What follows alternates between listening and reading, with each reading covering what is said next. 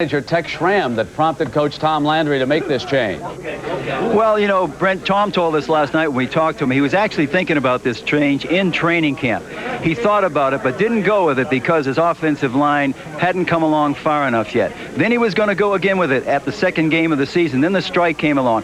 Now he feels it together. The big thing with Tom last night, he was sort of emotional when he told us that one of the toughest things he had to do was tell Tony Dorsett this week that Herschel now had the job. Now, Dorsett's reaction is what? The best reaction? I can't hear your question, Brent. Well, I was wondering about Tony Dorsett, Will. What did he tell you? What was his reaction? Well, Tony Dorsett's reaction was he didn't want to do the interview, but we talked to Herschel and said, how sensitive is it now with you and Tony? And he said, listen, I go out with Tony, and we go out together. We're still good friends, and we're just going to try to deal the best with this that we can. How about out in San Diego, Will? What about Dan Fouts' highly publicized contract? Cowboys are gasping for breath as the second half of the season begins. To revive, the Cowboys must fix their problems on offense. Tony Dorsett has been struggling. Herschel Walker has been complaining, and he's now the starting tailback.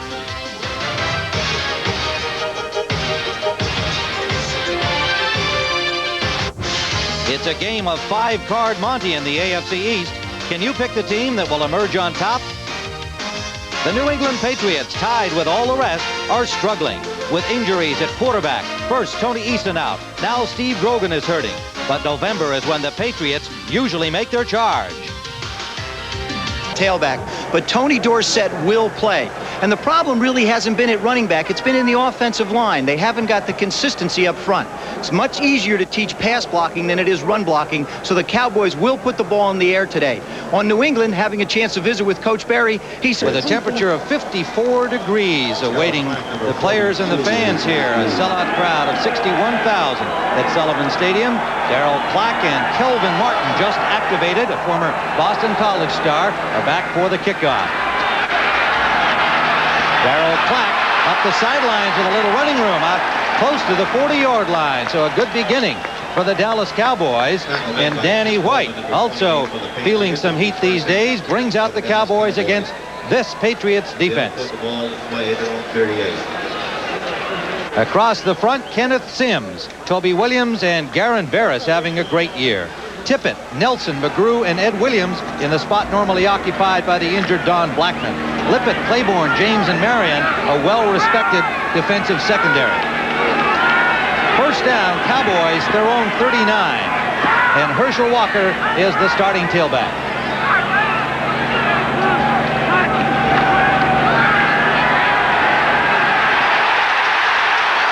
A sack by Andre Tippett to start the day defensively for the New England Patriots. Well, all of the talk is centered around Herschel Walker and Tony Dorsett this week. It resolved itself with the start by Walker. Renfro, Edwards, and Cosby are the receiving corps. 2-A, Newton, Rafferty, and Crawford Kerr with the rookie Kevin Gogan at right tackle. Offensive line, as Joe mentioned, has been a problem for the Cowboys, getting it together. The retirement of Phil Pozderac forcing the Cowboys to go with Gogan. Newton hurt earlier in the year. Second down. Incomplete, intended for Walker out of the backfield. Will leave a 3rd and 15. Well, you know, talking to here you see the comparison between Walker and Dorsett, and that is a little bit of the reason why Herschel has started today. Tony averaged only 2.8 yards per carry. Herschel only 3.7, which really, when you analyze running back, it isn't the running backs themselves. It has to do with the holes up front. If there are no holes, there's no place to go. And that's been a part of the problem today. Danny White coming out a little bit shaky also. Well, we've talked in previous telecasts about that injured wrist and hand of Danny White. He has had problems with it, yet he had a sharp game against the Giants in victory. 3rd down. Pressure again. Incomplete. Trying to hit the outlet man, Timmy Newsome. And the Cowboys, feeling pressure defensively from the Patriots on this opening series, will have to punt. Well, also, I talked to Danny White last night for a long time, and he said the biggest problem I have with, of course, with the wrist and the shoulder and the injury is when I have to move around. That's when I really don't have control of where the ball goes as well. And Tom Landry's also said he is not going to be hesitant to change quarterbacks if the afternoon produces non-completions. Mike Saxon will kick for the Cowboys. Deep man is dangerous Irving Fryer at his own 26. Flags down, and he is dropped for a loss on the return. Excellent coverage by the Cowboys. Ron Burton, reserve linebacker, made the initial hit. A 41-yard punt for Saxon. Our referee today is Dick Jorgensen, consulting with his fellow officials. Illegal block during the run back. Number 95, receiving team. 10 yards, first down. Ed Reynolds charged with the illegal block. Steve Grogan brings out the Patriots. Last week, 18 of 36, 3 intercepts. Has had very little practice this week. He'll face Jones, Brooks, Randy White, and Jeffcoat across the front. Hegman, Lockhart, and Rohr. And the rookie Ron Francis in that secondary. First down, Patriots. It's complete. Close to a first down. No, out of bounds. Out of bounds. Irving Fryer caught the ball, but he was already out. And there it is on the left side. Now that's Francis covering him. Fryer just doesn't get his feet in. Makes the catch, got 1 foot down, and the other foot on the line. It's a good call by the referee, but it seems like, and everybody has done this, they've gone after Ron Francis. We had a chance to visit with him. He looked like a man who was really scared when we had a chance to talk. He's a young kid who knows everybody's gunning for him, and he's on an island out there. 2nd and 10. Patriots just inside their 15. Tony Collins. Collins gets about 9 before he's tripped up by Randy White. Patriots, as we mentioned, with Grogan at quarterback, who has had little practice this week because of the injury to his back. Collins and Tutupu, the running core, and Morgan Fryer and Lynn Dawson at tight end. Less than a yard to go. A rookie Danny Villa at left tackle. And the rookie number 1 pick, Bruce Armstrong, on the right side at tackle. Bob Perryman has come in at fullback. Willie Scott as a second tight end. 3rd and very short.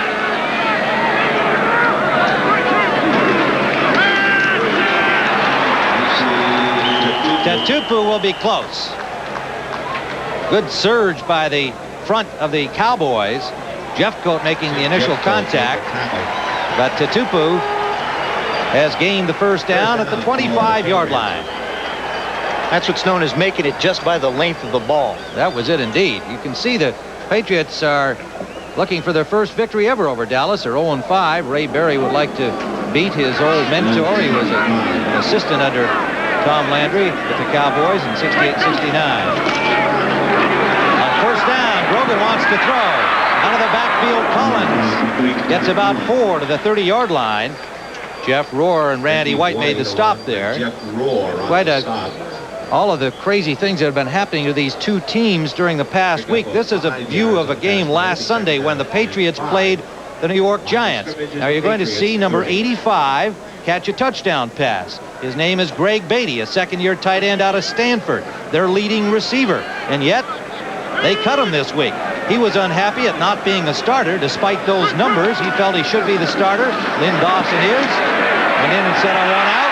They said, okay. Meanwhile, first down to Stanley Morgan at the 45-yard line. Stanley Morgan, of course, having not the same kind of year he had last year. He's second in the AFC with 24 catches, only 1 touchdown pass. But when you line Morgan, Jones, Fryer starring up, it's got to send fear in the defensive back's heart. Guarantee it. 45-yard line of the Patriots, first down.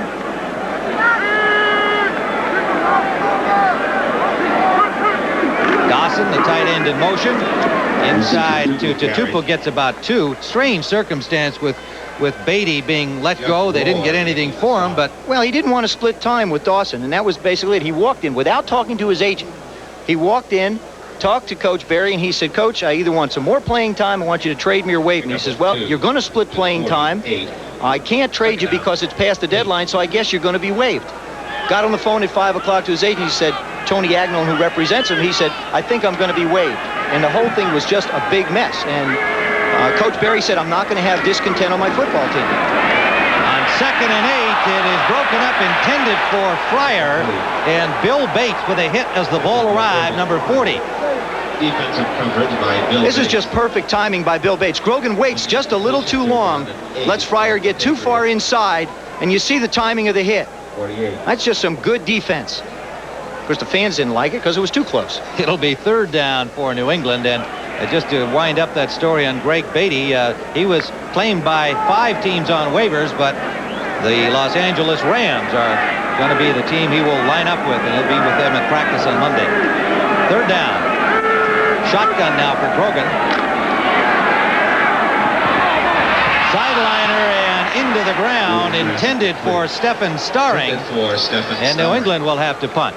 And that's evidence of you see the collar on Grogan's neck. I talked to him in warm-ups. I asked him, I said, are you going to start today? He said, I really don't know. I have to see how it feels.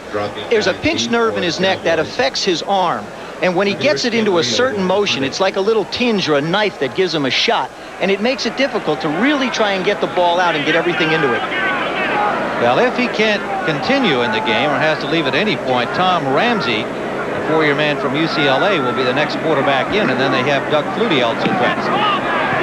Camarillo's punt to Kelvin Martin at the 10-yard line.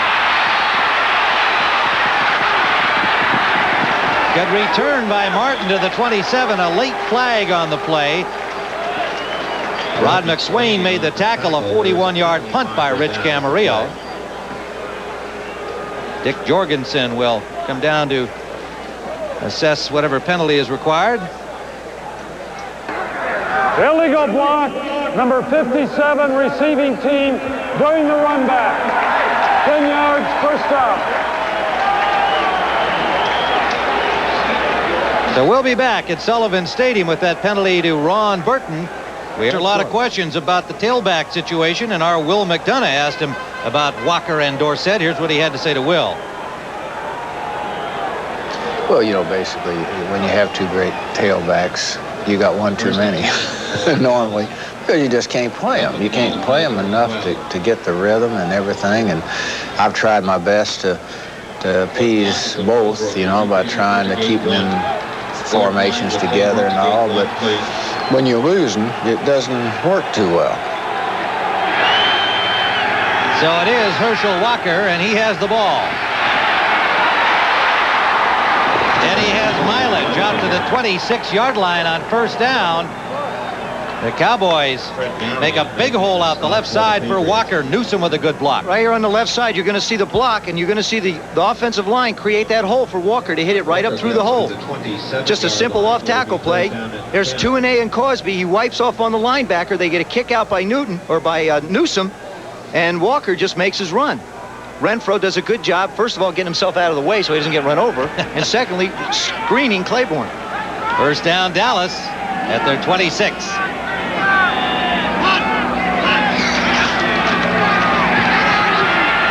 Danny White clears it out to Newsom. 3 Patriots converge on him. It'll be a loss of about 2.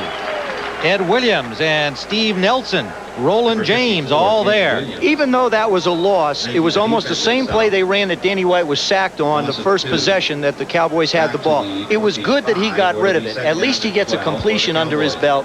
Now he can relax and get himself into the rhythm of the game. It leaves a 2nd and 12 for the Cowboys. The ball at their 24.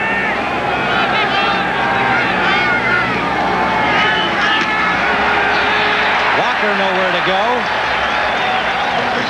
Gained about a yard, and along with the attention placed on Walker, Dorsett, the heat that Landry's been getting has also had to involve Danny White at quarterback. Their rushing game has not been good, so they've been throwing more. White's had his problems with the injury last week against Detroit, not a solid effort, so he's feeling some pressure too. Well, they wanted to try and run the football against Detroit last week, and they were just unable to. So from now on, they're just going to put it up in the air and do what they can to win football games instead of appease players. 3 wide receivers in on third down, and he's got one of them. That is Barksdale, and he will be close to the first down. Rod Barksdale. Danny White's going to set. He gets good protection from his offensive line. 2-A and Newton picking up Veras on the blitz. Now, on a crossing pattern from the right side, does a nice job of staying in the pocket, just makes the delivery. Barksdale, of course, had one bounce off his fingers for an interception against Detroit last week, cradling that ball and making sure he's got his hands on it. He's one of the few guys on the field that actually is not wearing gloves as a receiver. He and Renfro are the two that are not. 11-yard gain for the first down. That's Renfro in motion. Walker with a flag down. Beats one man and picks up 7 yards on the play. Flag is in the backfield.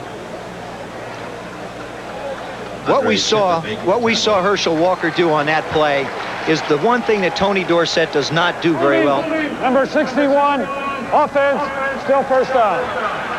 Tony Dorsett does not break tackles that well. That's why they wanted to go with the bigger back. It's not that he's better, it's just that he breaks tackles better. It complements what the offensive line is doing better. He broke 3 tackles getting away on that particular run. And that's why Herschel's in the backfield. Nate Newton was the man doing the holding, the left guard from Florida A&M.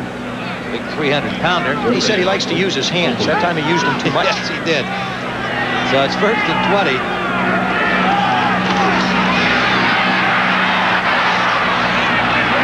Renfro gets back a bunch of it, but a flag down right where he caught the ball, near the 42-yard line. That could be one of those pushing off penalties. Yep, there it is. Preliminary signal indicating that Renfro pushed off. Dick Jorgensen will make it official. Interference, number 82, offense, 10 yards, still first down. At the top of your screen, you're going to see Renfro. Now, there's the good protection that White is getting, which was a concern. He sets, moves well in the pocket, and makes the throw. Now, we can't see the push-off, but you can see how far Ronnie Lepet is away. Normally, defensive backs don't get beat that bad, so you got to figure that he pushed him a little bit further than he should have been. Well, and especially one like Lepet, he and Claiborne, perhaps the best pair of cornerbacks in the league. Well, they are way back, folks, here. First down at their 17-yard line. Deep drop for the screen. Dorsett out to the... Tony Dorsett's first action of the day. A 13-yard gain. That's vintage Dorsett. You're going to see Tony slide out here. You're going to see the offensive line block, move out in front. The receivers clear out, and he's going to do what he has to do with the football after he gets in the open field. You see him step up into the line, fakes a little bit of a block, slides out around. Danny does a good job of getting it out to him. Now, they're the offensive linemen out front. 1, 2, 3. Give him a little crease, hit the hole, and turn Tony loose in the open. 13-yard pickup. Second down, about 17. This is Walker. He's got room. Walker barrels up the sideline, has first down yardage in Patriots territory to the 44-yard line. There's a difference between a slow screen and a quick screen. There's the man right there. What he's going to do is slide through. Bang, he's out into the flat. Tony goes back, and you see Tony or Dorsett slide through. Herschel comes through, little crossing pattern, set, dump the ball. Again, get your backs out into the open. They're taking advantage of New England's linebackers. They're not that quick. Tippett likes to rush the passer, and so you've got McGrew and Williams and Nelson, all not really nifty pass coverage. So the Cowboys rolling here. Walker and Dorsett both contributing. Walker gets 6 more, running behind Crawford Kerr and the rookie Kevin Gogan. McGrew and Marion made the tackle. Detroit on top of Washington with a field goal in the first period. Eddie Murray from 40 yards out. There are Walker's numbers. He had 65 yards last week against Detroit, but went in midweek to Tom Landry and said, I'm confused about my role. I know I'm starting, but I'm starting at different positions. I'd like to be the tailback. He's a real politician, too. He complained to the New England writers. Then he told the Dallas writers, well, they took him out of context. And so he's really a politician. We asked him yesterday some specific questions, and he managed to avoid them and be very evasive in his answer. But he's got a political future, I think, really. Certainly in the state of Georgia. Absolutely. On second down, It looked like they made it to the marker. Let's see what the spot is here. It might be, it's about a half-yard short with the spot. It'll be 3rd down and a half-yard, and they're at the 34-yard line. Normally, when your offense has been in a rhythm for a couple of weeks, this is a perfect opportunity to try a little play-action pass and break somebody down the field. I would think with the Cowboys having been struggling, the best thing they can do is just pick up the first down. Goal line defense is in for the Patriots on 3rd and short. Walker is nailed behind the line by Brent Williams, and this will be very close. Big Brent Williams, 280-pounder. Williams making the stop. Really wrapped up Walker, but it appears from here as though the spot will produce a Cowboy first down. They're going to measure.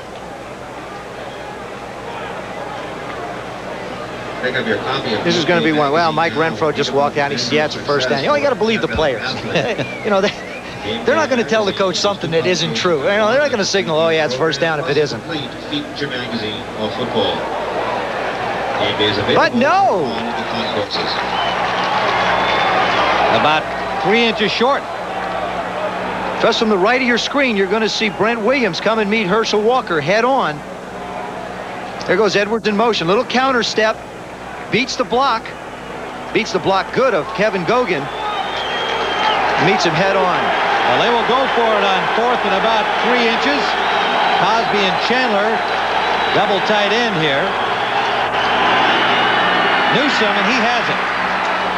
Timmy Newsom. Give is to Timmy Newsom. So the first minor gamble by the Cowboys produces a first down, and they keep possession at the New England 33-yard line. Well, if you're going to go, you want to go behind two big people. Crawford Kerr at 287, Kevin Gogan at 316. All they have to do is get a step and lean on somebody, and they're up the field. Tom Landry talking about Derek retiring and them having to reshuffle the whole line. Newton was injured, and Jeff Zimmerman got a couple of starts. Then you had the inevitable disruption by the strike that affected all teams. So they're really just starting to get that rhythm. It's like the end of training camp. First down. White. Sideliner is incomplete, intended for Newsom. Intended for number 30. Not a good throw by Danny White. Tippett had the coverage. Andre Tippett. You know, we're talking about the offensive line and the revamping that has to have been done for the Cowboys. Only Rafferty, who's played 12 years in the middle, as you see at center. But you've got Tuanay at 5, Newton at 2, who's been in and out, Crawford Kerr at 3, and Kevin Gogan, the rookie. That is not a long time for an offensive line to be together. White is 4 of 7 for 49 yards, and they have mixed up the run and the pass well.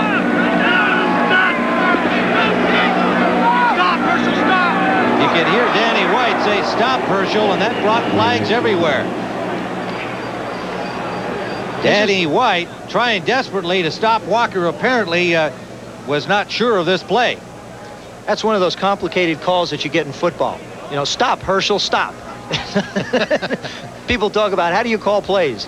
False start, number 71, offense, 5 yards, still second down. Well, that messed up Mark Tuanay, of course, and the false start charged against the Cowboys. Offensive linemen are creatures of habit. When they hear the second sound out of a quarterback's mouth, no matter what it is, that says go. So when he went, even when he said stop, it meant go. Just figure, okay, second sound, I'll go out and hit somebody. 2nd and 15. Newsom flags again. Newsom got maybe 2 over the 35-yard line.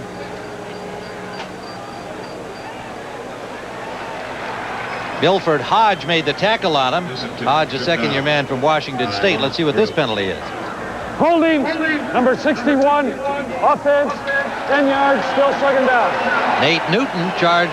Nate Newton using his hands again. There's Nate Newton. He's going to pull on the trap block and do a takedown on Nelson. Here he comes across. Oh, no, he's on the nose man. Toby Williams. He's got him in a hammer lock. See, to throw the flag, hit the guy in the head. That's the worst thing you can do. It's bad enough to get a penalty called on you, but get hit in the head with the flag when they throw it. That's embarrassing. This will not make Mr. Landry happy. They had 11 penalties against Detroit last week. We got 5 already. Screen up the middle. Good catch by Walker. That could have been picked off by the Patriots, but it gains only a yard. Ed Williams made the tackle. Well, I don't know if you'd call that a tackle. That's sort of like a grab. He was on, fell into him. Yeah, he did. He was on the ground, and Herschel stepped on him. Then you go back. Now, this is a middle screen. Again, the Cowboys trying to take advantage of what the Patriots are doing. McGrew comes clean up the middle and makes Danny get rid of the ball quicker than he has to. Rafferty puts a block on Williams. Herschel makes a great catch, and then he just holds on to him. He says, I'm on the ground. I got you by the leg. Let me keep you. So it's third down, about 25 from the 45-yard line. White gets time and has Renfro drops the ball. Usually sure-handed Mike Renfro, with 18 catches coming into the game, flat out dropped it. Danny White getting good protection from that offensive line. Sets and puts the ball exactly where it has to be. Now, the sun is in his eyes a little bit, but it's not that low on the field, so you can't say it was the sun. It was just a flat drop by Mike Renfro. Cowboys had a good drive going, hurt themselves with penalties and a drop pass. And overcame a big penalty to get just to midfield and a little bit past. Saxon will be punting to Fryer. Early movement by the Patriots. Fair catch signal by Fryer at the 11-yard line. Number 10 is a penalty marker down at the 47. 34-yard punt.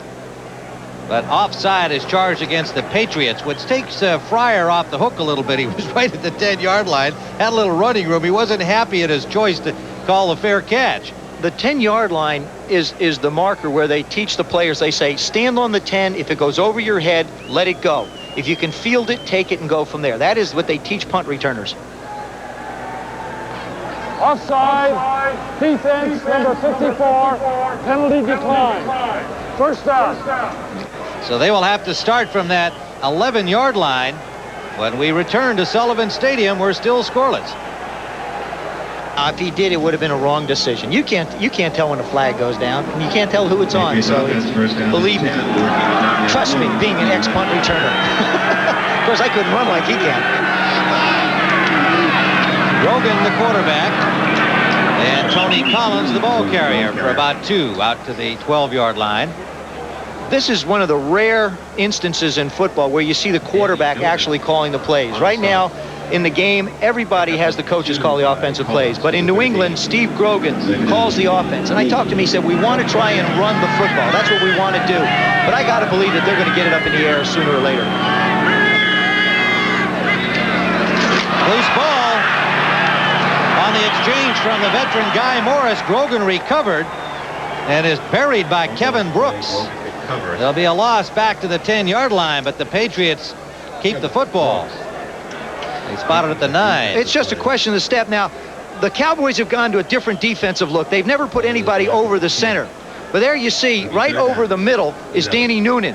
And Noonan's a rookie. Morris has been in the league 15 years. And they want to put a lot of pressure. They think they can come up the middle and try and create problems for Grogan that way. 213 games for Guy Morris, most by any player active in the league. Early movement by Jeffcoat. Grogan gets the ball off as he's hit in the end zone. The charge from Noonan, the rookie, number 73. But it appeared to me, Joe, that Jeffcoat was offside on the left end. Well, he was. He had a few people in the defensive line jumping around, but Jeffcoat is the one who got caught in that no man's land. Multiple foul on the defense. Holding number 45. That will be accepted. Offside, 77 defense. That will be declined. 5 yards, first down. Holding penalty against Manny Hendricks, number 45, an extra defensive back in there. While Hendrick was holding and Jeffcoat jumped offside, Danny Noonan was planting Steve Grogan into the turf. Now he lands on his right shoulder and protects his neck. He has that big collar behind him so his head doesn't go back. But the problem he ran into last week against the Giants is he got it bent forward. So his neck is really just a total mess. He can't wear one in front or won't be able to see. He's got a first down. And that is going to be picked off for a Cowboy touchdown. Ron Francis, the rookie from Baylor. Well, a pure gift for the rookie. shy and nervous talking to us last night. What a confidence builder that'll be. Well, he said the biggest thrill he had so far in football was an interception in preseason. Well, he's just got his next biggest thrill, and that's picking one off and running in for a touchdown. This is just a simple play-action pass. Grogan's going to fake to his left to try and hold the linebackers, and it's a quick screen. He makes a little fake and throws it out. Stanley Morgan is supposed to stop and turn around. The line will come out in front and block. Now, that's the best laid plans of mice and men. What happened on this one is Francis picked it off and ran it the other way for 6. Roger Ruzek will try for the point after.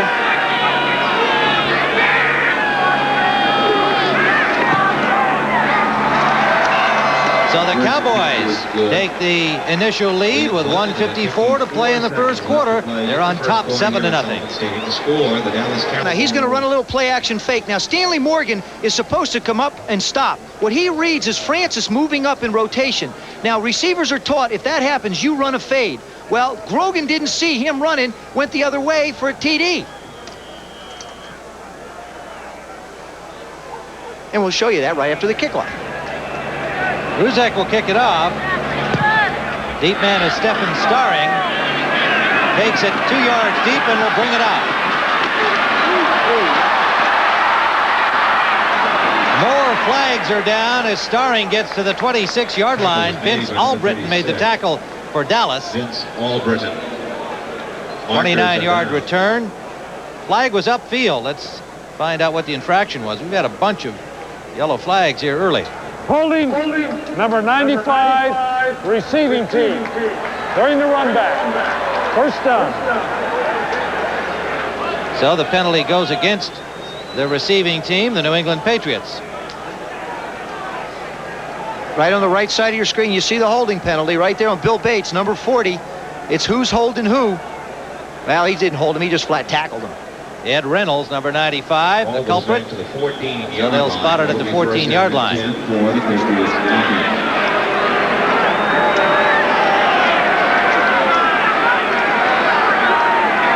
First down, New England, trailing 7-0.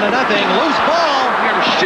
Great effort to grab it. Bob Perryman, the rookie from Michigan, having coughed it up, made quite a diving grab to keep possession. Well, he's going to come right at you and play basketball.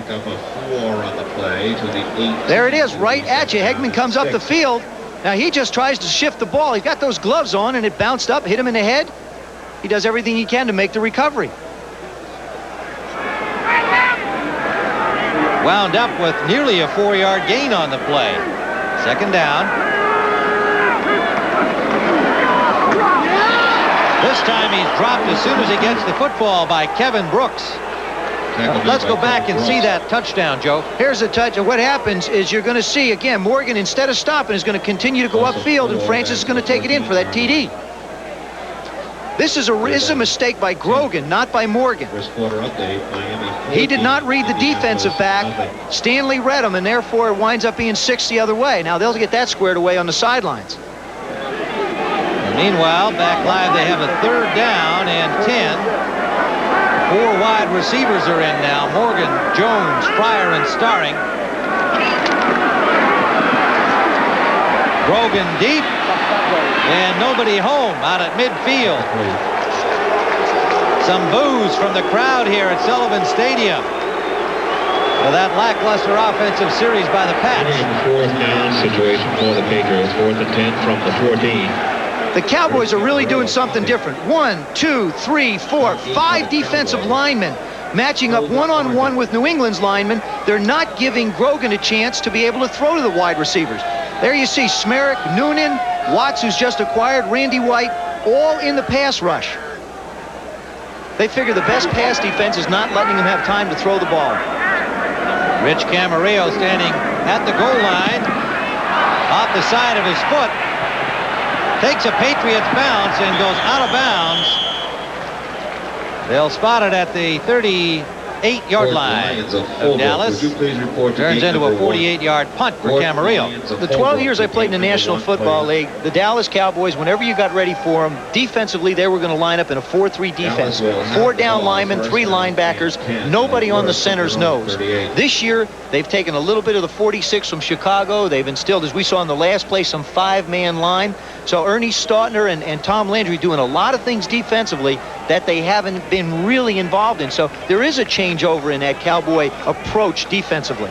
It's just as aggressive, but it's got a different look. Well, also, what success they have had so far with 4 victories has really come from their defensive squad. 12 seconds remaining in the first quarter here at Sullivan Stadium. Walker gets a couple, maybe 3 with the spot. And Ed Williams and Fred Marion on the stop as we wind down here to complete the first quarter of play. The Dallas Cowboys with a 7-0 lead. A beautiful afternoon here. 7-0 Cowboy lead as we start the second quarter. And behind those blue coats is Tony Dorsett. You see him sort of back there just peeping out, which you very seldom would see Tony Dorsett when the Cowboys have the ball on the offense, him standing that far back from the sidelines, if not being on the field, right behind Steve Pallure there. You can see their offensive production not according to usual. White on first down, and that's complete to Kelvin Edwards. Make it a second down pass for a first down to the 48-yard line of New England. Lawrence McGrew made the tackle. There you see, since the strike, he's only had 6 receptions. Of course, against the replacement players, he was one of those blue chip guys that really was probably going to make a football team anyway. Went in and did a good job for him during the replacement games, has won a spot because of all the injuries. Mike Sherrard recuperating from that broken leg and actually doing quite well when you talk to the Cowboy organization. He's coming along pretty well, but Kelvin Edwards is going to have to be more productive. First down, Cowboys.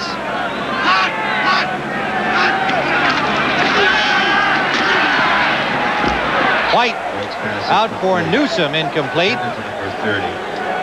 Steve Nelson had the coverage on him. 36-year-old Steve Nelson announced his retirement yesterday at the end of the season. He'll hang it up after 15 distinguished seasons. Yeah, we came into the league the same time, 1974. And he actually is wearing a harness. You see that little tape coming down off his shoulder.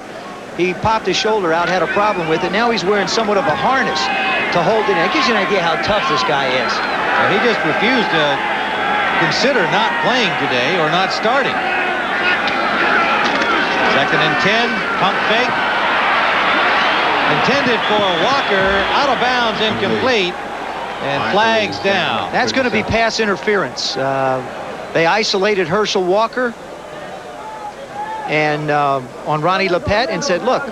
Number 38, defense, 5 yards, first down. Roland James takes the penalty. Well, that was Roland James because he's a strong safety. Herschel Walker being a halfback, when he splits out, you've got the 2 corners covering the 2 wide receivers, so he winds up in a one-on-one situation. That time it was a little hook and go. Herschel made his move, and Roland actually did the right thing. Better to give up a first down and a 5-yard gain than a touchdown. It moves the ball to the 42-yard line of the Pats. Cowboys leading 7-0 on the 18-yard return of an interception by rookie Ron Francis. Walker for about 3 yards inside the 40-yard line. Running behind Newton and Tuanay. Garen Barris made the tackle. Barris having an outstanding year for the Patriots. Pick up a 4 by Walker. Redskins have tied up Detroit. It'll be second down and Jets 6. with an early lead, and Miami in front of Indianapolis. Marino keeps his touchdown streak alive. You bet on that. Second down and 7.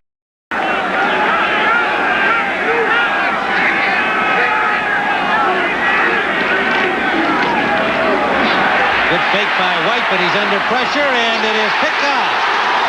Ed Williams.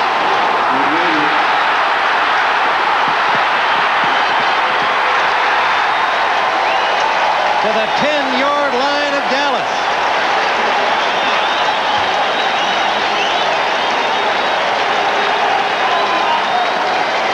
1-yard return for the man replacing the injured Don Blackman. You're going to see the play action fake inside, but the linebackers don't get fooled.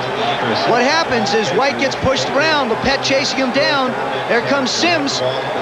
Crosby never turned around. Doug Crosby doesn't turn around. Danny White stays in the play. This is a great effort. He stays up long enough to make some kind of a tackle and get Williams on the ground. They spotted at the 11-yard line. Well, you had Crosby and Bill Cosby. Got everybody. That's understandable. Sure. First down at the 11-yard line. Patriots threatening. Collins. Got about 2. Everson Walls made the tackle. Well, the Cowboys having to rely on their defense again. Their offense has got them into a little bit of a jam. A bad decision by Danny White to try and throw the ball. As I mentioned, in visiting with him, he said the problem he has is when he has to move around. He just has no feeling on what the ball's going to do. He's going to be more effective if they can protect him and keep him in a pocket. Ed Williams is fourth-year man from Texas, had to enjoy that big intercept. Tony Collins. Collins pulls his way to the 2-yard line, dragging Ron Francis with him.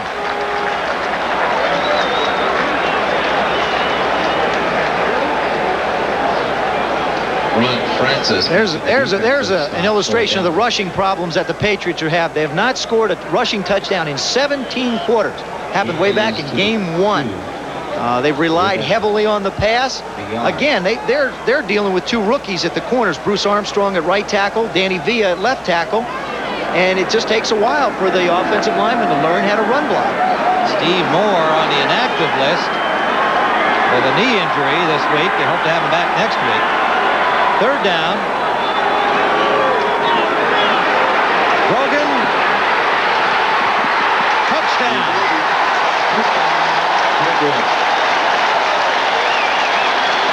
Steve Grogan, 34-year-old veteran. What a competitor.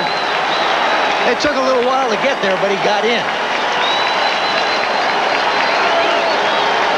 You're going to see him make the play-action fake into the line to both backs. Now, Michael Downs, everybody takes a little bit of a run fake. Grogan rolls around outside. They've cleared it out. Now he says, I'll pump it, put my head down, and pull my way in. Boy, just got his neck out of the way. Gutsy performer. Tony Franklin for the point after. Barefoots it through, and we have a tie football game with 12:24 remaining in the first half. It's tied at 7. Here. Franklin's kickoff to the 17. Darryl Clapp. Loose ball. Looks like the Patriots have it. Yes, New England ball. That's the Dallas 32. Williams on the recovery for the Patriots. Walker is thrown at the 30. New England got the football on the fumble by Clack and a little scuffle after the pileup. Derwin Williams, the man to come up with a loose ball for New England. And flags were thrown after the play was over.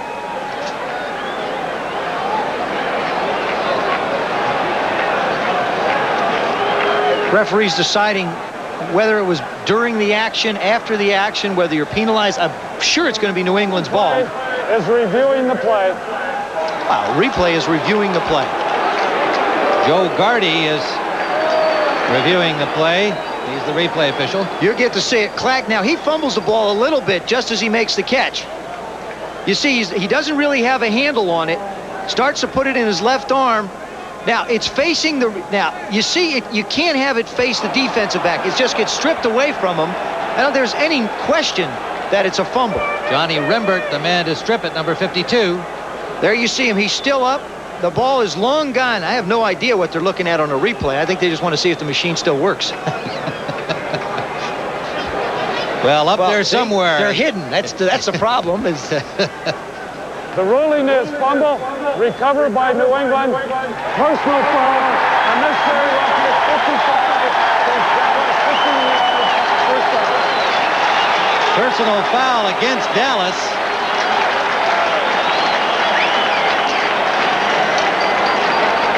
And so the New England Patriots, thanks to this man's recovery, Derwin Williams, have a first down at the 16-yard line.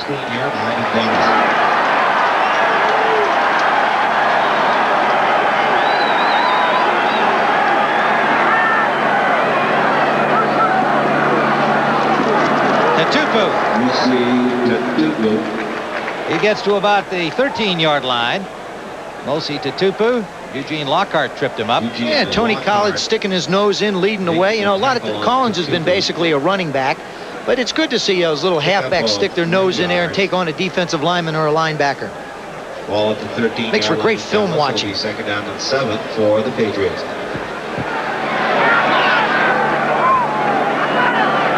Second down. 7. I formation this time. Collins. Collins gets to about the 8. Loose ball again. Cowboys say they have it. And another scuffle after the play. Flags flying once more.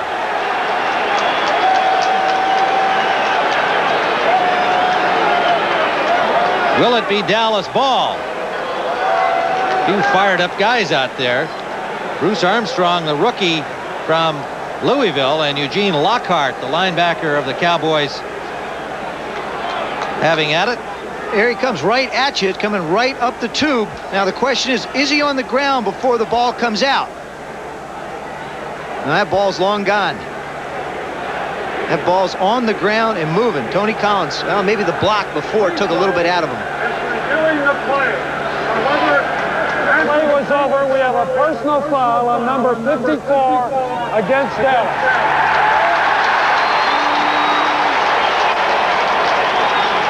Randy White was involved in the first little fracas with Sean Farrell, and he gets the penalty. So Armstrong and Lockhart got a freebie on their little battle.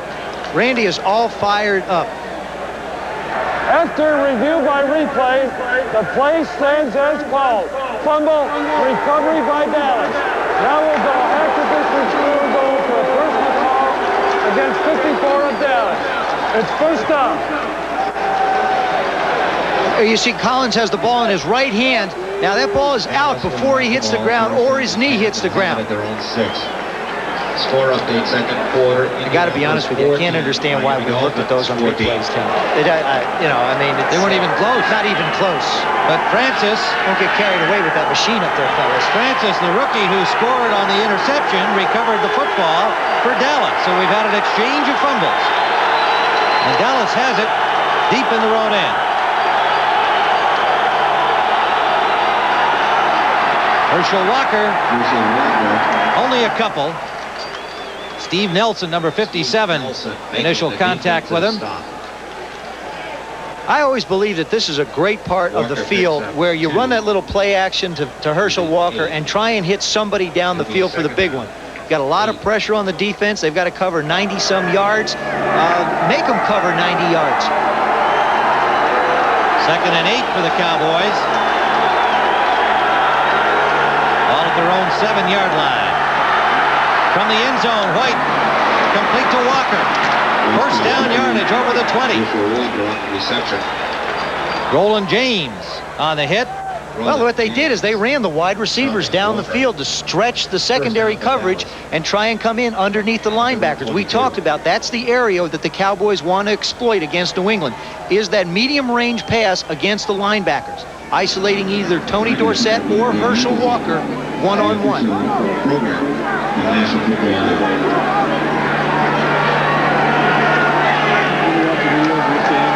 First down, Dallas. Newsom the lead back in the eye. Walker dropped in the backfield. Great defensive surge by the Patriots. Garin Veras continues his fine play.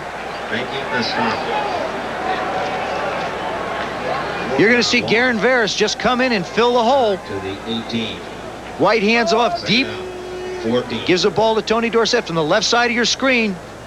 or Herschel Walker takes a shot right on. Now that time, Veras went right around 2 and in. We talked to Nate Newton, and he said that Veras is just playing great football for New England. It's a consensus from everybody. Second down and about 14. Cosby has a Dallas first down out to the 40-yard line, hauled down by Marion and Roland James. 22-yard gain. White to Doug Cosby. Doug Cosby's just going to go down, work across the middle. He's one-on-one with James. He's just going to try and get loose right across the middle. You'll see the receivers clear. It's one-on-one. Again, medium range. Little move outside. Now slide back in. Does a good job of getting away from the linebacker and the deep back. Well, in that time, White had the time to throw the ball and was able to stay in the pocket, something you pointed out earlier he needs to do. Steve Nelson stacks up Herschel Walker. Walker's now been involved in 13 plays, rushing and passing. To this point in the game, they have been keeping him busy. Well, I got to believe when you have a back like him, whether it be Tony Dorsett or Herschel Walker, you've got to get the ball to him 30 times a game. Maybe 20 rushing or 18 rushing, 12 time passing somehow, because he's a guy that's going to make a big play for you. Imagine the feeling that this young man has standing on the sideline looking on. Is just not something he's accustomed to. Great star over many, many years, but the time has come for Tony Dorsett. Walker gets a couple out the left side. Andre Tippett made the tackle for the Patriots. And you say the time has come, but I don't believe the sun is set on Tony Dorsett yet. I still think he has a lot of football left in him. He's in great physical shape. Having shared so much time over the last couple years, he hasn't been beat up physically, and he's going to be a continuing big contributor to this football team. The toughest part for him is going to be mentally staying ready. That's the biggest challenge that Tony's going to face. Third down and 7.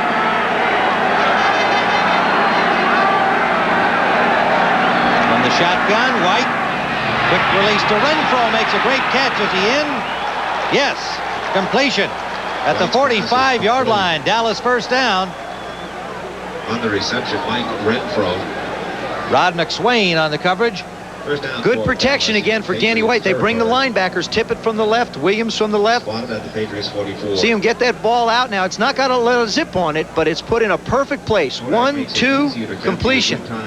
Videotape. Take advantage of super savings on Kodak products. So the Cowboys 4 rolls of film and on a good drive into Patriots territory, just inside the 45-yard line, and Renfro apparently injured on the last play when he hit the ground, getting some attention on the sideline. This carpet on this field is not like a lot of the new carpets that have been put in around the league. It's a very thin mat. It's very, very hard, and you'll see guys when they bounce not bouncing up too quickly, I think, this afternoon. Renfro on his feet, apparently all right. White is now 9 of 15, 111 yards.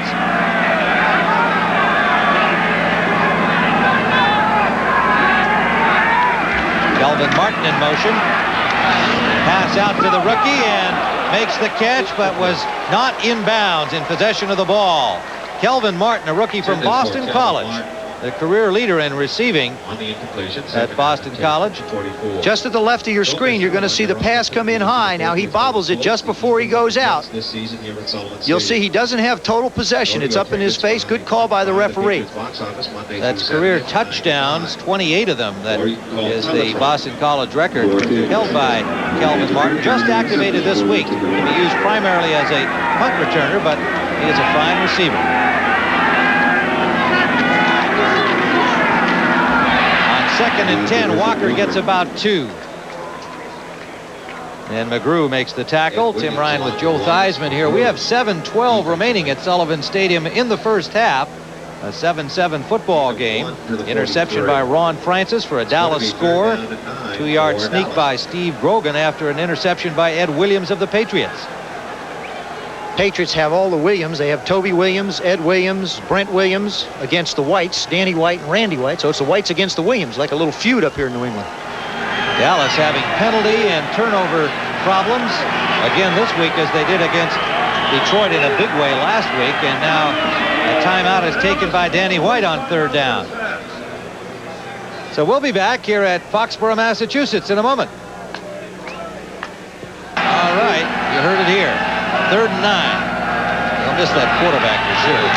White sacked. Tippett.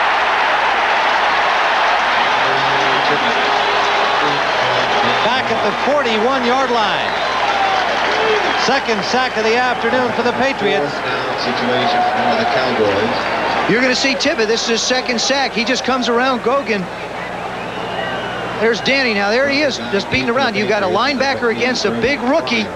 Now, he's in the grasp right now. I personally think this should be a penalty. I don't know what they want to do to protect the quarterbacks, but if there's not a flag on something like that, this game is going to turn into a problem because they believe in reciprocation in this league. Saxon will punt it. I'd like to see that one again if we can. Bearcat signal at the 16-yard line. So New England stopped a long Dallas drive, 10 plays from their 6-yard line. The sack stopped them cold. 39-yard punt. Ray Berry got to be pleased with the effort of Andre Tippett. Let's watch it one more time here. Now you're going to see Tippett up against Gogan. He just takes him hard on the outside. Gogan has no chance. Now, he's in the grasp, okay? He's got him. There's no reason whatsoever for him to do that. That's no different, except that it was a little bit earlier than what happened to Jim McMahon by Martin last year. I don't think that's called upon. It's up to the officials to protect the quarterback, not the rules. First down, New England. Perryman and Dupard are the running backs. And this is Reggie Dupard. Over the 20 to the 21-yard line. Their #1 pick a year ago from SMU. Injured most of last year with a turf toe. Injured this year with a hip. And has not really had a chance to shine as a Patriot running back. And they could use his help if he can get it going. Well, there you see. The Cowboys are ranked 4th in the NFL against the rush. Of course, the Patriots are ranked 23rd, and the Cowboys don't run the ball well anyway, so that offsets. But to be able to move the ball, the Patriots are going to have to put it in the air. They're not going to be able to control this game by keeping it on the ground. 2nd and 5. Now, Ray Berry told us he was going to be throwing it, but it's not that way. Jeffcoat nailing Grogan. Mike Hegman right behind him. First sack by Dallas. Mike Hegman also. Steve can't take too many hits like that in the afternoon, or else he'll have to go in to give way to Tom Ramsey and let him play. 14. Jeffcoat on the big rush. There you see the sacks. The 4 wins, they've had 24 sacks. The 4 losses, 10 sacks. Dallas has always been led by their defense. They put a lot of pressure on the quarterback. They've not had the best defensive secondary, and they rely on those guys up front to put some pressure on them. Loss of 3, so it's 3rd and 13. Grogan from the shotgun. He's got Fryer. First down, Patriots to their 35-yard line. Bill Bates and Manny Hendricks on the tackle. From the left of your screen, you're going to see Fryer come in. Good job of protection. Now, the Cowboys only run 3 linemen in. There's Jeffcoat in the middle, White coming in from the top, and Penn coming. Now, there he is, right in the dead center of the zone. Something the Cowboys do not play well is 3rd down zone coverages. They're a man-to-man team. First down, Patriots after the 22-yard gain. Perryman gets about 8. Bob Perryman, the rookie from Michigan, their #2 pick this year. He's from nearby Buzzards Bay, Massachusetts. That's right down the road. Yes, it is. Yeah, that's where apparently you can get good fishing tackle. Our director, Larry Cavallino, assures us of that. Said they didn't have what he needed. Didn't have it in stock. Born high school star Bob Perryman up there in Buzzards Bay, and then an outstanding college career at the University of Michigan, #34. 2nd down, long 2. Tipped and caught by Starring. Great job by Stephen Starring. Bates got a hand on the ball. A good concentration by number 81. That time Grogan put a little more mustard on it than he thought he had. You'll see him set off to the left of your screen is going to be Bill Bates. He's sitting right where he should be. Goes right through his hands. Great concentration. Great concentration by Starring. First down inside the 50-yard line. Dallas territory. Dupard picks up 5 to the Dallas 45-yard line. Now, I'm sure New England is hoping that Reggie Dupart will be the pick that they thought he was, giving Tony Collins a chance to get a little break. Of course, Craig James on injured reserve. The running back situation for the Cowboys, or for the Patriots, truthfully, is not very strong and has not been productive. Big loss, Craig James to injury, along with several other starters. But yes, in their running attack, and that's critical. They really need this young man to get it going, and he's been hurt. Second down. Ricard hit behind the line by Lockhart, and there'll be a loss on the play. Eugene Lockhart, Ron Francis right behind him. Injuries affect all teams in the NFL, but when you have this kind of injury problem, your starting quarterback, your best running back, your starting center, Pete Brock, they hope to get him back. Blackman now on injured reserve with a severe neck injury. Steve Moore with that ankle. All those guys, key performers. And we have reached the 2-minute warning here at Sullivan Stadium. And we'll be back with the score tied at 7. Doubleheader game this afternoon. Important battle in the NFC East. Rogan on third down, deep for Starring. Takes the hit at the 10-yard line from Michael Downs and could not hold on. Perfectly timed hit because he was there with the ball. What you're going to see is you're going to see this safety come in, Bates. Downs go back to the middle to play center field. They try and run, and he does exactly what he's supposed to do. Michael Downs is the deep center fielder. Starring goes up the field. It's man-to-man coverage. You see Bates jump in the middle, take care of the short man. Downs has got the deep man. Ball takes a long time to get up, and he covers a lot of ground. Many in the afternoon, he's knocked him away from my receivers. A low snap. Good fielding job by Camarillo. Kelvin Martin returns it 6 yards to the 21. And Dallas will have the football with 1:45 to play in this first half. Joe? Yeah, it's a good thing George Steinbrenner, well, he might be watching. Camarillo get a job as a shortstop for the Yankees. There you see him fielded on one hop, does a nice job containing himself. He gets a good kickoff. So Dallas has first down with 1:45 to go. They're at their own 21. White, sideline pass incomplete. Tried to get it out to Newsom. Now for an NFL update, let's go to Brent Musburger in New York. Well, Tim, here's one that Joe Theismann certainly is interested in. Doug Williams has replaced Jay Schrader at quarterback. First drive, touchdown to Kelvin Bryant. Schrader was not hurt. Joe Gibbs changed quarterback. Back to Tim and Joe. Well, yes, Brett. Joe and I have been talking about that very situation during the week. I felt that Joe Gibbs had to make a decision, not necessarily as for an individual quarterback, but for his football team, and he's gone and done something for his football team. Second and 10. The pass intended for Herschel Walker off target. But you have, in conversation with me, indicated you thought Schrader has been struggling and that he may well lose that job to Doug Williams unless he had a sharp upturn in his playing. Well, he has been struggling. His strong suit has been throwing the ball long, and it's a very low percentage type of pass. His percentage is reflective of that. He's somewhere around 40%. Doug Williams has matured and become a better short passer, and that Washington offense is geared around the short passing game and the running game. And meanwhile, Dallas here on 3rd and 10 at their own 21-yard line. White directing traffic when he saw the Pats defense. Gets it off nicely to Barksdale, and Barksdale has a first down, and a flag follows the play. On the reception. White saw something there, Joe. Well, what he saw is he saw Calvin Edwards being covered by Claiborne one-on-one. Yard face max foul, 31, defense, first down. There's the penalty. You'll see him get his right arm out.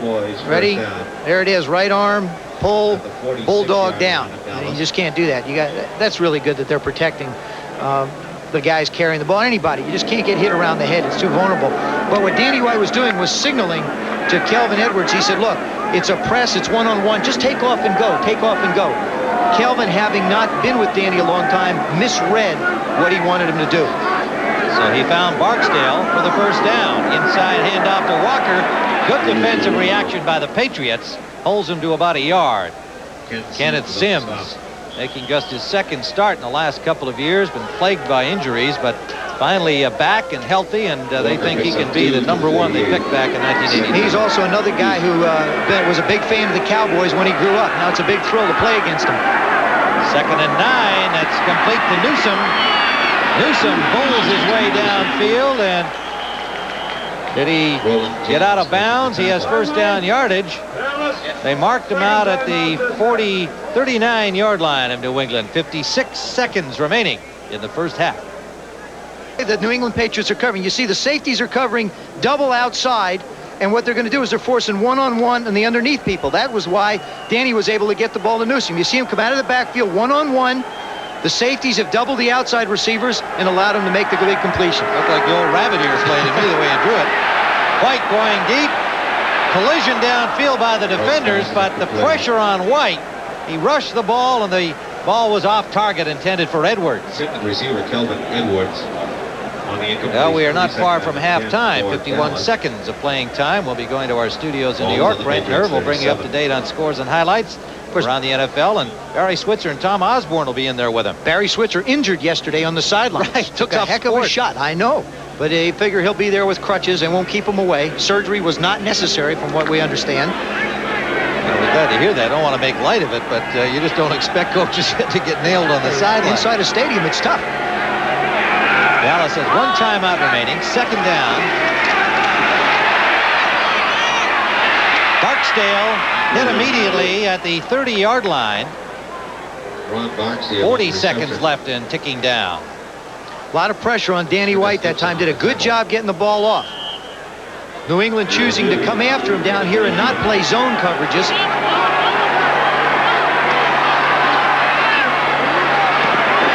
It's caught. Is it inbounds? Yes. Completion. Dallas. To the 17-yard line. Mike Renfro. Mike Renfro beat Rod McSwain on the out pattern. Great throw by Danny White. Dallas picks up You'll see excellent job of receiving. Renfro is just their Mr. Clutch. Drags that right foot, drags that left foot for the completion. But more importantly, he gets out of bounds and doesn't have to have Danny use that timeout. 24 seconds remain. A first down. Dallas at the New England 17-yard line. Renfro wide left. Kelvin Edwards wide to the right.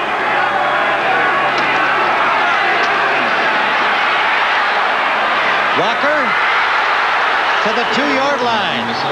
Herschel Walker with a one-handed grab. Good coverage on him by Raymond Claiborne, but that is a superior pass. Actually, it was by Ronnie Lepet. And he was right up on his nose coming out of the backfield. Herschel Walker just turns that speed on. Did a great job physically getting away. You'll see him right down here. Now Lepet's going to fake a blitz. Tippett's going to come from the outside, and he's going to come all the way across. But you'll see him lock up on the left of your screen. Look at him lock up. He's holding on, but he can't hold on, and Walker's so strong. White just does get the ball off. Another great one-handed catch by Herschel Walker.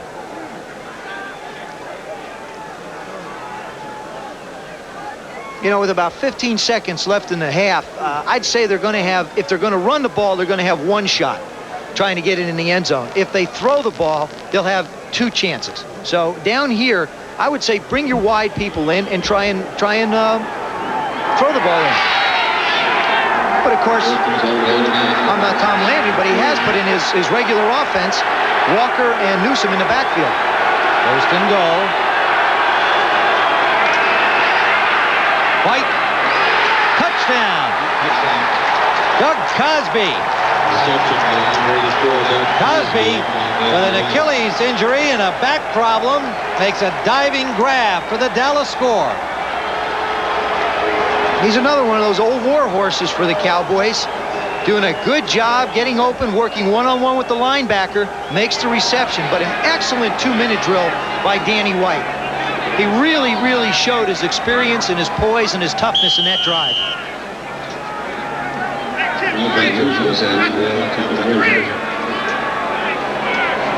Roger Ruzek will attempt the point after. 10 seconds remaining first half.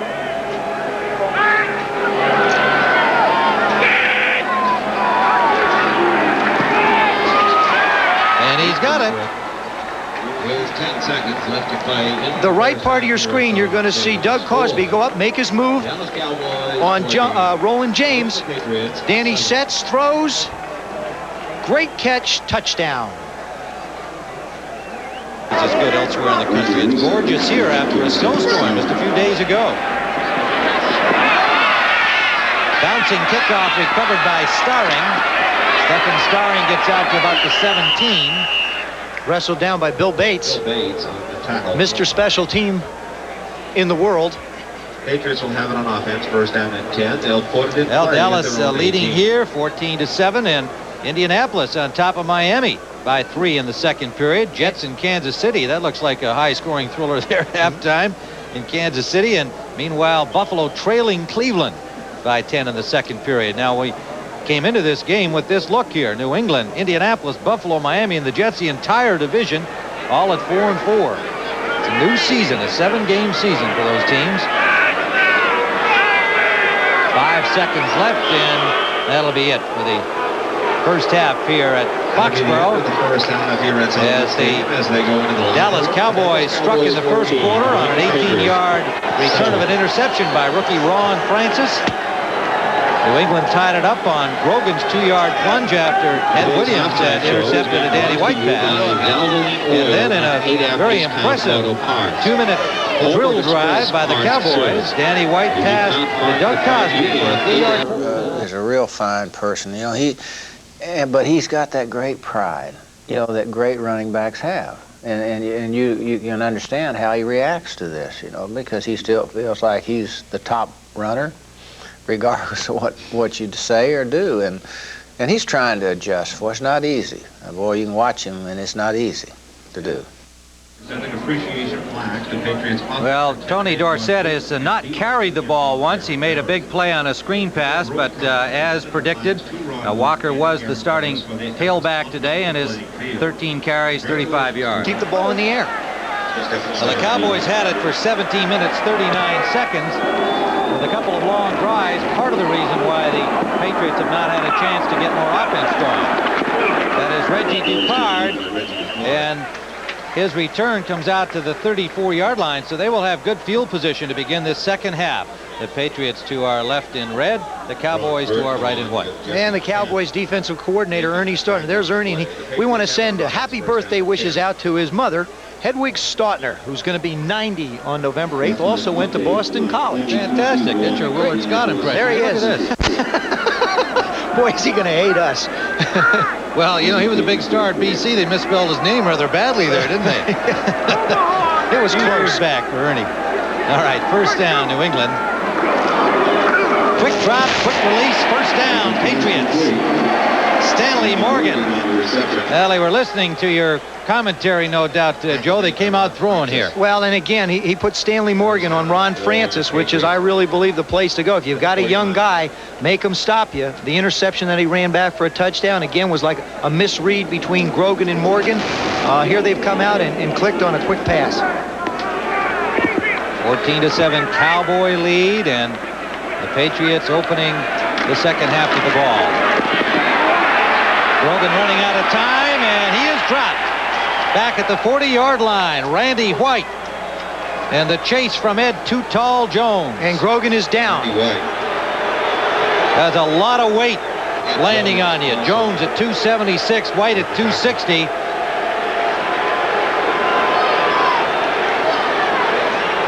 So Steve Grogan, game guy that he is, already playing hurt.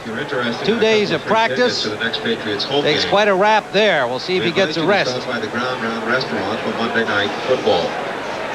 Tom Ramsey is the backup quarterback today. Doug Flutie is also in uniform. Well, not only does the injury hurt, the fact that he may be hurt physically, but he also does a lot of their play calling on offense. So it's going to affect what happens to New England and how they approach the second half. Tom Ramsey, the 4-year man out of UCLA, originally drafted by the Patriots back in '83, went to the USFL for a couple of years, and has not seen a great deal of action. Has only thrown 3 times as a Patriot quarterback. Second down and 8. A flag on the play, and the first pass intended for the tight end Lynn Dawson is incomplete. Grogan receiving attention. And probably says, hey, I got to get back out to the sideline because I'm calling the plays even if I'm not out there. Well, he is. There's Rod Humanek walking Outside, around. Number 58, defense, lined up in the neutral zone. He also buckled up his chin strap as though he was going to go right back on the field. I think maybe he just got the wind knocked out of him. You know, you get Ed Jones and Randy White landing on you. If you just, the only thing that happens to you is get the wind knocked at you, you got to consider yourself a little bit lucky. Hagman, the penalized Cowboy. Doug Flutie signaling the plays in. And I got to tell you, I stood next to him. He's bigger than 5'10". I don't care what the measurements say, the guy is bigger than 5'10". Second and 13 for Ramsey, complete. Stanley Morgan just short of the first down by about a yard.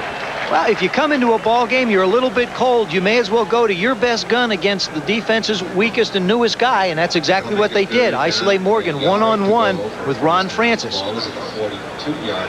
Doug Flutie. See him signaling it in. 25, grab, hold, run over here. Is that what that was? That was sure. You got to lip read a little bit too when you're a quarterback. Sometimes you can't see very well or hear, so you got to lip read.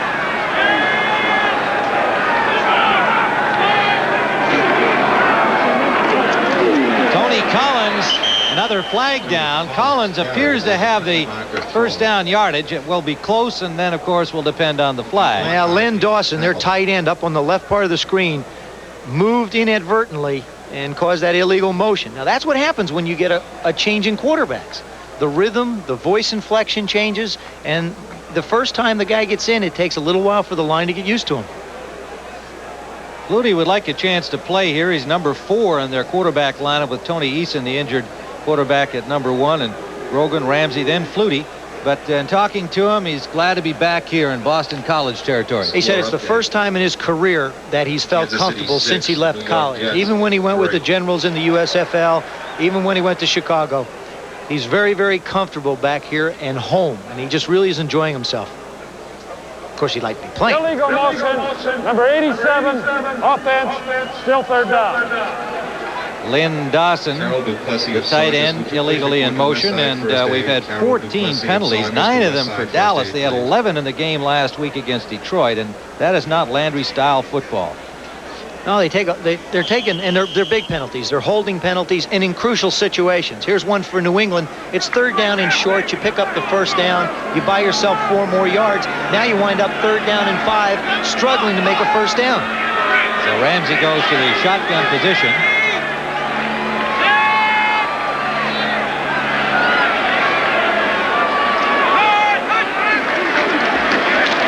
Tony Collins and the Cowboys were flooding through, waiting for Collins. As soon as he got the ball, Brooks and Jeffcoat were there to wrap him up.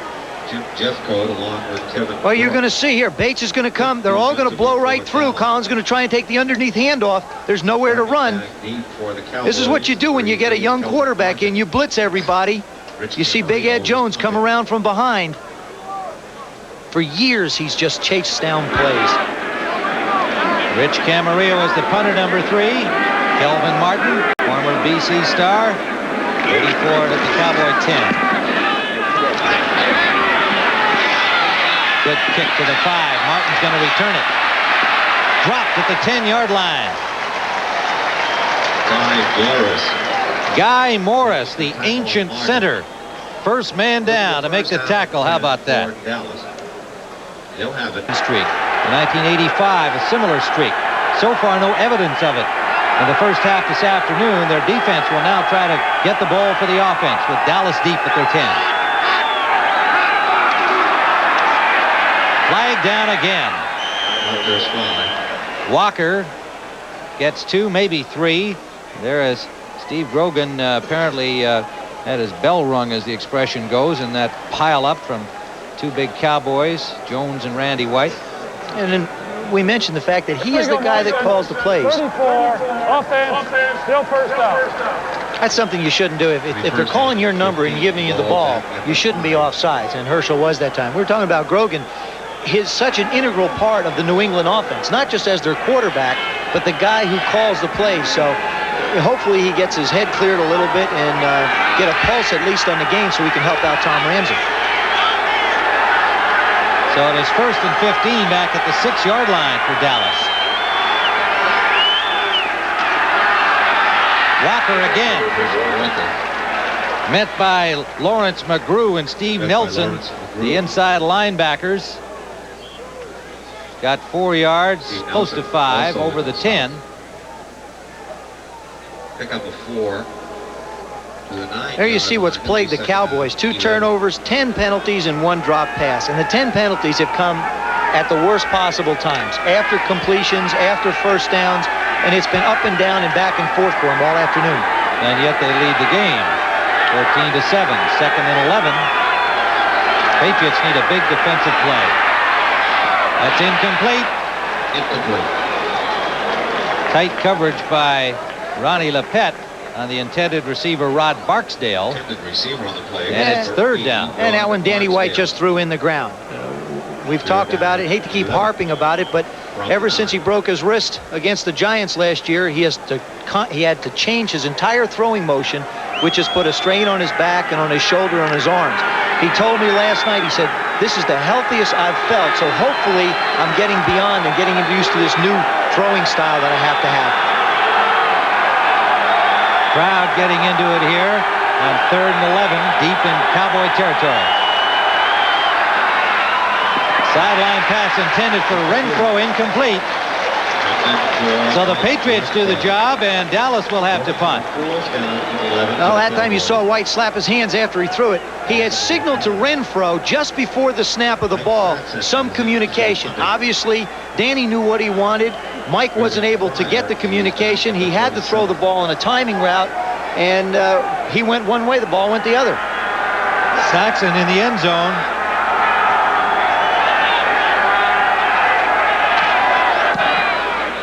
Not a good punt. Takes a Cowboy bounce, however, and keeps going.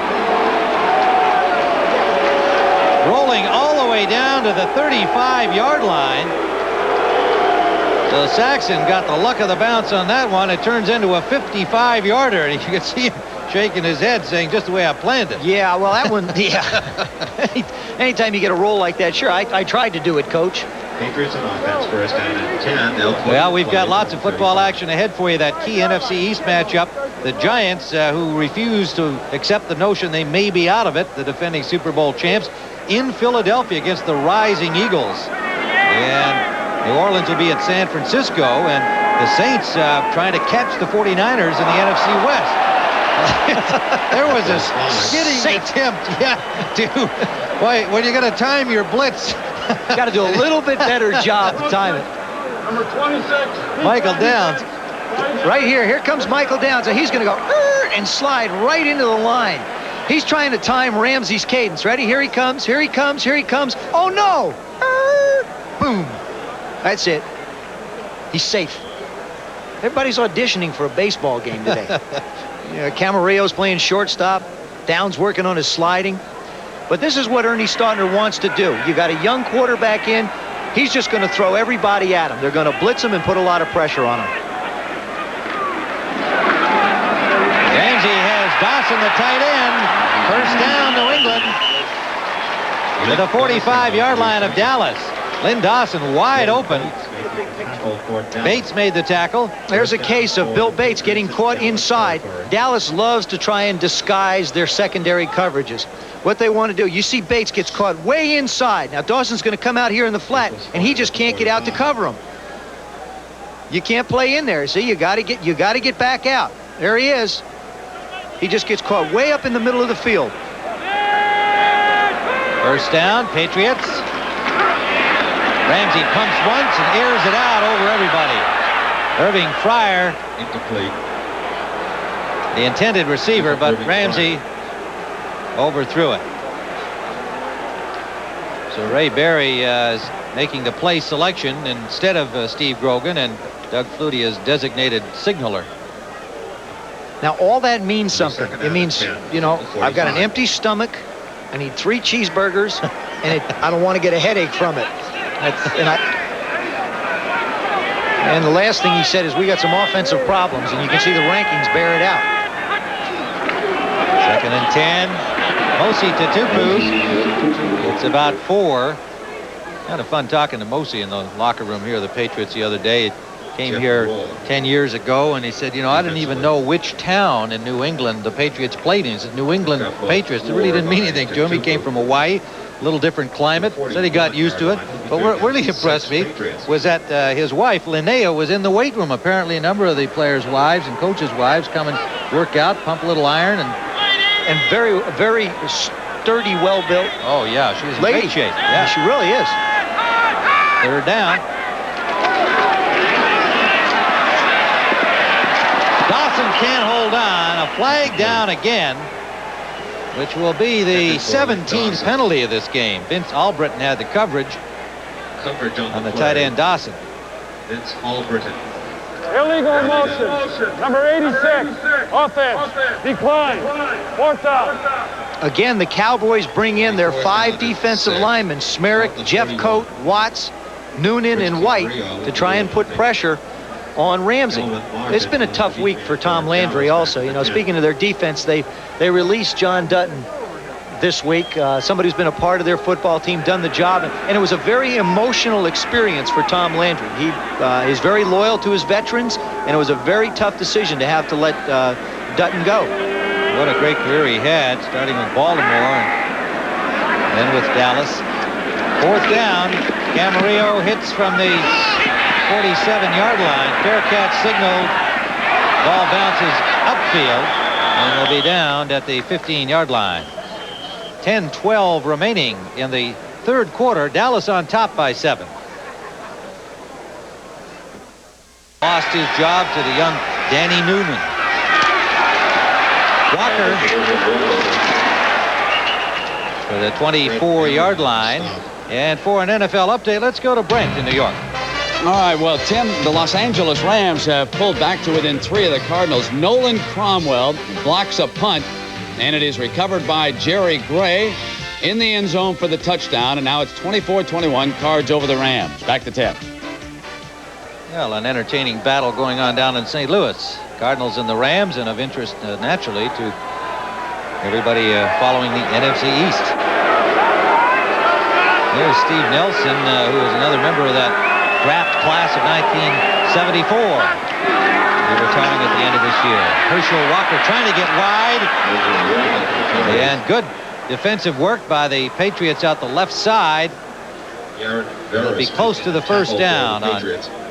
That was big Nate Newton leading the way. They run that little counter tray. Everybody, when I played in Washington, it was with Joe Jacoby and Russ Grimm taking a little counter step. John Riggins going the other way and coming back. And that's what the Cowboys did on that one. They got Nate Newton out in front and managed to just pick up enough for the first down.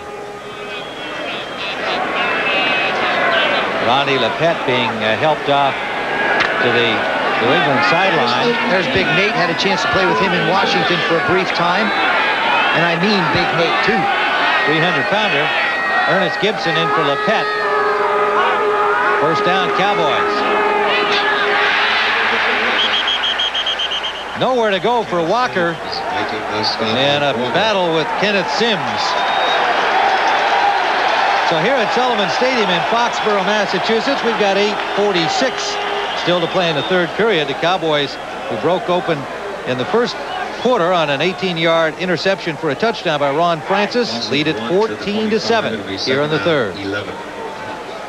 It looks like the Cowboys have settled back in a little bit to running the football, and it has not been productive for them. Now here's a little wrestling match. This is, you can have it, I don't want it, no, I want it. And Herschel finally says, oh heck, the whistle blew, take it. What a strong guy he is, Herschel Walker. Pass out to Chandler, the tight end, but only a couple of yards on the play. Andre Tippett, the linebacker, right with him all the way, and a gain of about 2. Well, that's one you run where you run your tight end in the flat, you run your wide receiver down about 5 or 6 yards and crossing in, and hopefully you get the post, but if you don't, you got to take the flat. It's not a bad play. It's a positive play, gained only 2 or 3 yards, but it's something that Danny White can say, I completed the ball. They give him a 3-yard pickup, 3rd and 7.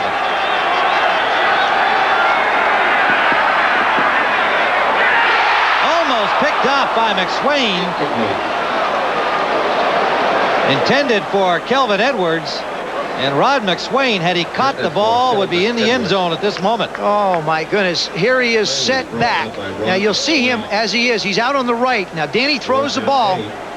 And as he lets it go, McSwain just breaks on the ball. Has perfect timing. Excellent place to put it. Kelvin Edwards did not come back to the ball. It's something that I'm sure the coaches are going to stress. A point that he's going to have to work on is when the ball's in the air, come back towards it on the hooking patterns. Saxon to punt, standing at his 14. Hits from the 20. Good kick.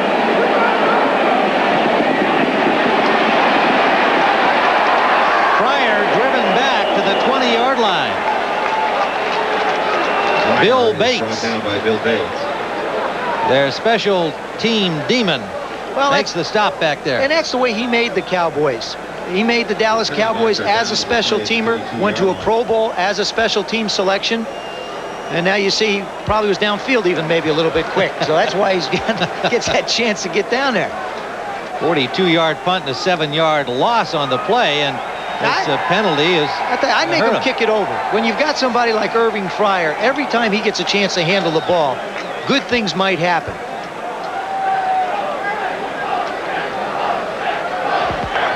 Ineligible downfield on the punt. It was the center on offense.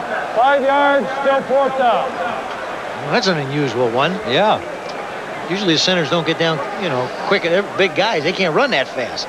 Well, we saw Guy Morris on the last punt play by New England. And the other thing is, normally the center is uncovered. They want to tie up the outside release men and the wing men because they're the fastest down the field. And quite often, as we saw Guy Morris, you'll see the center run down. He's got the tough enough job. He's got to snap the ball. So Saxon now standing back inside his 10-yard line, and Fryer up at the 35.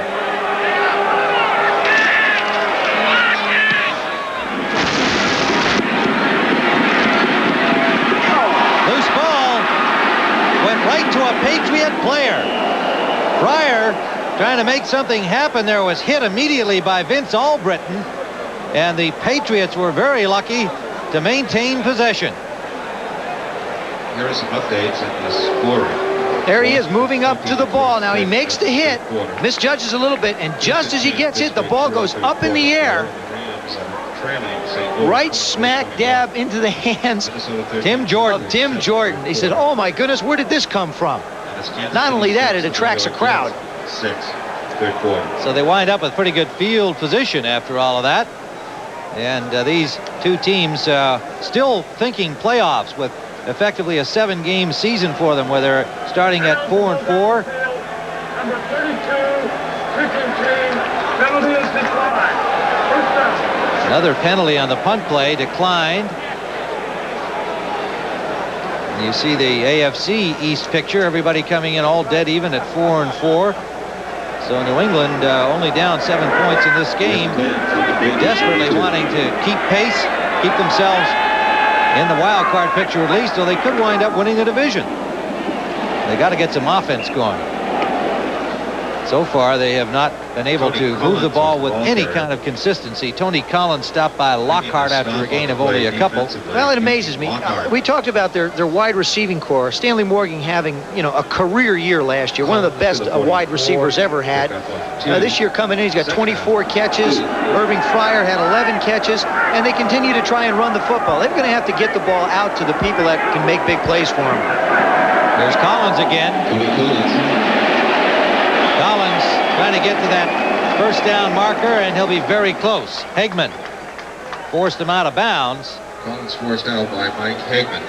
How much would the fact that Grogan's out and Ramsey is in have to do with Berry's thinking about running the ball instead of passing it I here? don't think so, because Ramsey has worked a lot this week, and he's taken a lot of work. Grogan, over the last 3 weeks, has not really worked a lot in practice. So practice time has gone to Tom Ramsey. I wouldn't think they'd be reluctant at all or have to change their game plan much with regard to who was playing quarterback. The difference is the guy on the field calling it when it's Grogan, and it's coming in from the sidelines if it's not. That's really the the only difference. They're going to measure this one. But the point being, Joe, that Ray Berry sat there the other day and said to us, we're going to throw the ball. We've got to get points. We've got to see the game in the 30s. Well, that's what we've got to do. And yet here he is down 14-7 in what has been quite a conservative display and a not effective one at all for the Patriots. He just really has decided not to try and throw the ball. Now, whether it's the type of defense the Cowboys have thrown up or whether it's the fact that he's not comfortable with the quarterback being able to throw it. And we have to remember the first half Grogan played, he called all the plays. So it is truly a little bit out of Ray Berry's hands. Third and very short. Ramsey dives for it, and he's got it.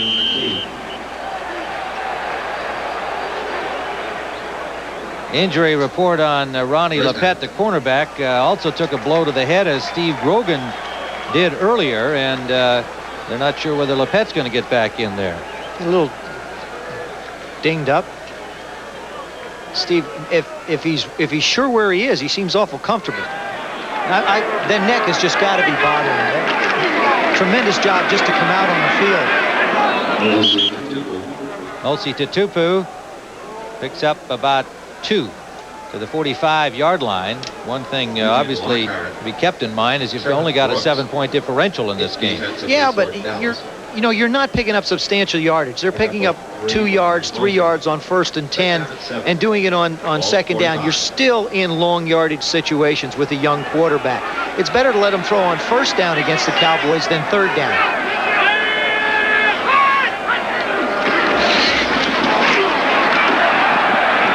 Perryman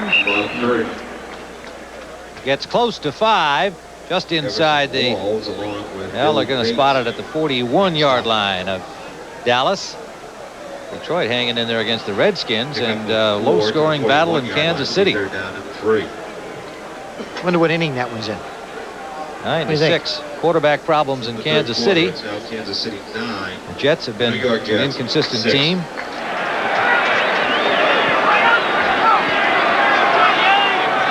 Third down, a long 2, we'll call it. Fryer in motion. Tony Collins and nowhere. Good pursuit by Mike Hagman. Patriots will have to give it up. Let's go to Brent Musburger once again in New York. Well, Tim, the Detroit Lions have moved to within 1 score of the Redskins. Chuck Long's nice pass set up this touchdown run by Carl Bernard. But it's sitting on 7 right now. 2013 Lions not out of it. Let's go back to Tim. Lions figured to be a little dangerous this week coming off their win over Dallas. Gave them a big lift. They've been struggling all season. The teams that are down like that can jump up and bite you. Well, on the other side of that, Dallas in this game, you've seen them play with a lot more tenacity than they did last week. You don't want to wound somebody who's been on the top so long. They have a lot of pride as well.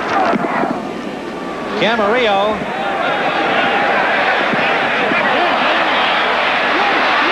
It bounced 8 outside the 20-yard line. That was a pretty good punt by Camarillo as it started up, but it bounced back upfield. So Dallas will have it when we return. Landry on the right of your screen, Raymond Berry on the left. Raymond Berry, a former assistant of Landry's at Dallas, 68-69. And in his matchups against them, you can see he's beaten Ray once. Gene Stallings, Ditka, Danny Reeves.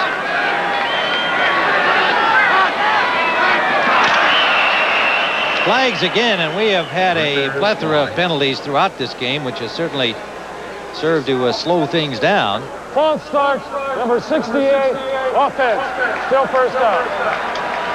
And he's also hurt.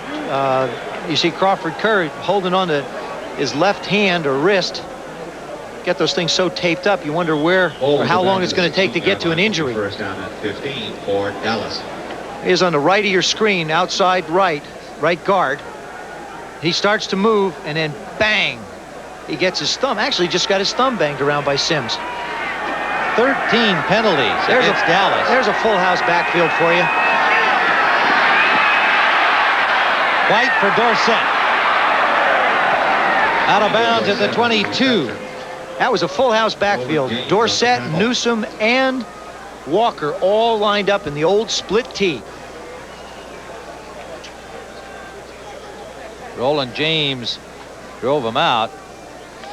In the beginning of the year, we talked to Tony, did a few games earlier, and we figured 113 yards, he should be able to get that without any problem. But now, with the change that they've made, seemingly to go with Walker, it may take him a little bit longer to reach that milestone. 2nd and 8. Dorsett picks up about 5. It'll leave 3rd down and 4. Fred Marion along with Ed Williams. Ed Williams on the tackle. You'll see Dorsett take the pitch and cut off left and then cut back up into the middle of the field. What he's really covering up for the ball. He's put the ball on the ground a few times. You see him with one hand. Now see how he covers up with both hands? That is not the Tony Dorsett that we have all seen over the years. Run with reckless abandon. Okay, if I put the ball on the ground, that's fine. And he did get dinged up a little bit, and he's out of the game. Leaves a 3rd and 4.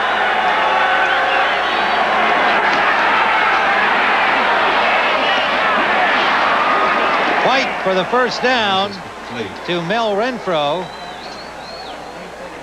Mike Renfro. Tripped up by Ernest Gibson. Mike Renfro, pardon me, not Mel. Mike Renfro. 38-yard line.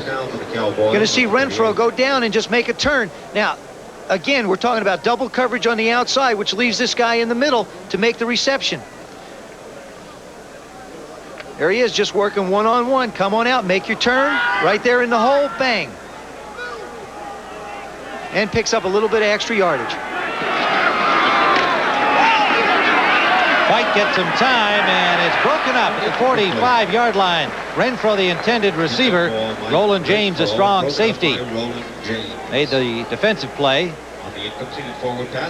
There you have a look at Tony Dorsett, who is still in some pain from that last carry. And it looks like it might be on his shoulder because the way he's carrying. See him reaching up for his shoulder. He might have got it popped.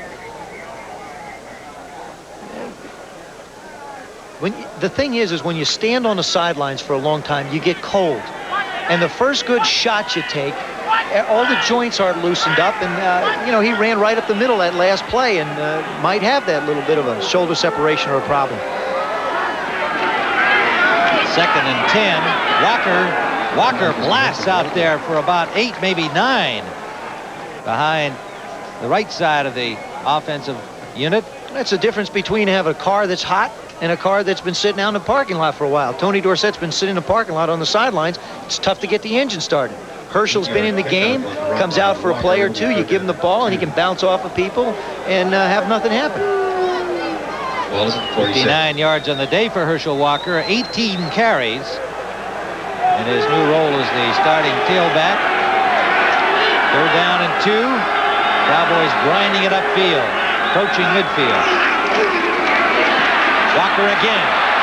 Flags everywhere. Walker gets inside the Patriots 40 to the 39. Fred Marion steered him out. That's going to be holding against the Cowboys.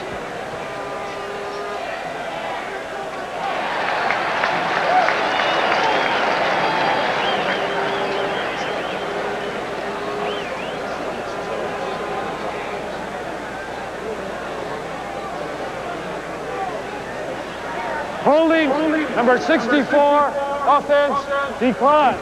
Holding, number 84, offense, accepted. Still 3rd down. Oh, it's a question of who you're going to blame now. That's what it boils down to. Rafferty figures, oh, great, they didn't catch me. He's right in the middle, and there's Cosby. Now he gets a hold on Lepet, and I'd say that's a fair assessment of holding. You see, right behind him is Rafferty. He's got his. Actually, Cosby made his quicker, so they gave it to him. 14 penalties against the Cowboys. 3rd down and 2. Third down and 12. White is sacked. 3rd sack of the afternoon for the Patriots. Johnny Renbert, number 52, led the charge. Johnny Renbert. Renbert right here. He's just going to come around the corner and wrap up Danny White. Just a quick, simple one-on-one. Gogan again. Just switch off between the back and the tackle. That time they didn't pick it up, and he winds up being a free runner around the corner. Saxon from his 12. Fryer Got up to the 47-yard line of New England. Ron Burton made the tackle there. Patriots in good field position, trailing by 7. Shadows completely across the field on this glorious Sunday afternoon. Dallas with a 7-point lead. We're almost through the third period. First down, New England at their own 47. Tom Ramsey is the quarterback, replacing the injured Steve Grogan. Play action. He's got a man open. Fryer dropped the ball. Might have been tipped a little on the way down by Everson Walls. Make it second down and 10 from the 47. Fryer is in the soft spot of the zone, which is right in that area. That's where he should be. Now the ball just does catch. It looks like the fingertip of Everson Walls, which doesn't allow Fryer to make the completion. He had to wait right in that dead area of the zone on the sideline for the ball.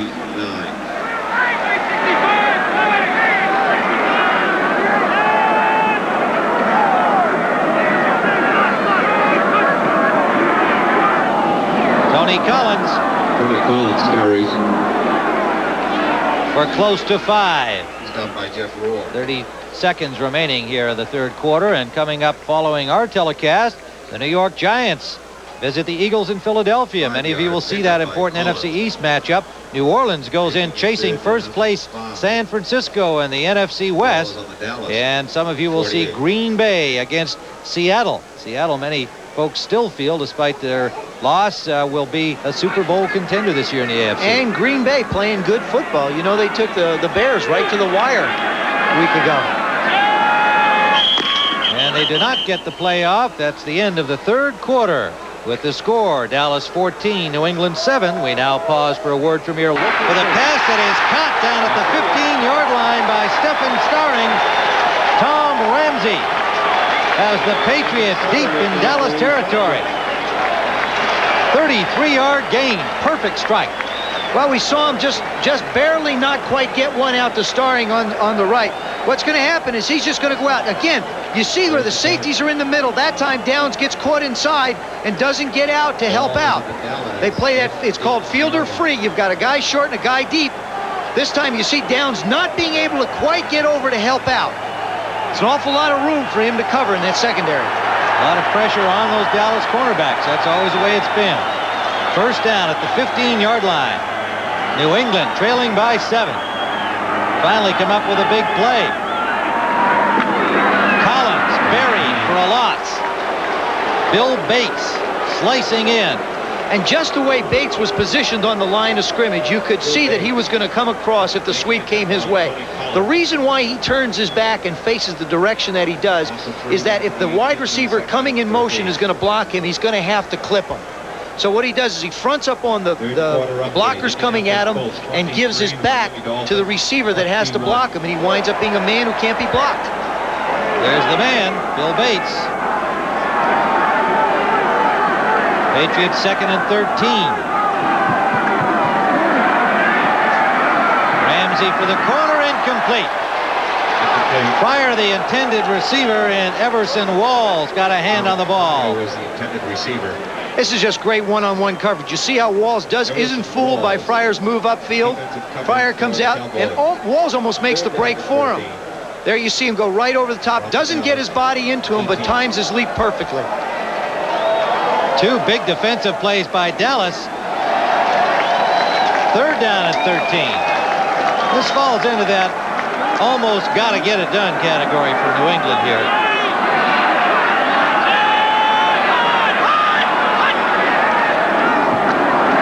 Ramsey for the corner. Stanley Morgan incomplete. Bates with the charge. Intended receiver in the end zone was getting Morgan. And for the Cowboys, it was an almost got-to-get-you move. They threw everybody at him, rushed the 2 guys up the middle, brought the 2 corners or safeties from the outside, let their corners on an island one-on-one. That time Ramsey picked and chose to go to Morgan and didn't get it done. Ron Francis, the rookie, able to prevent the scoring strike, so Tony Franklin comes on to attempt the field goal from the 25-yard line. Tony Franklin now has his handicap down to 0. He's a golfer. And he hit the upright. Tony Franklin missing a 35-yarder. It's like missing a short putt. Ray Berry will find that one hard to swallow. 14:02 remains. The margin remains 7 in favor of the Dallas Cowboys.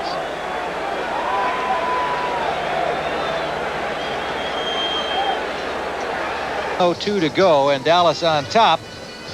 14 penalties by the Cowboys, and Joe, that is just one away from a record. That's right, and that's really been their problem. And they haven't been penalties that have come on first and second down. They've come in crucial situations, third down. They've stopped drives. They've made them have first down and 25. On the other hand, they're ahead because they've been able to make the few plays that have given them that winning margin.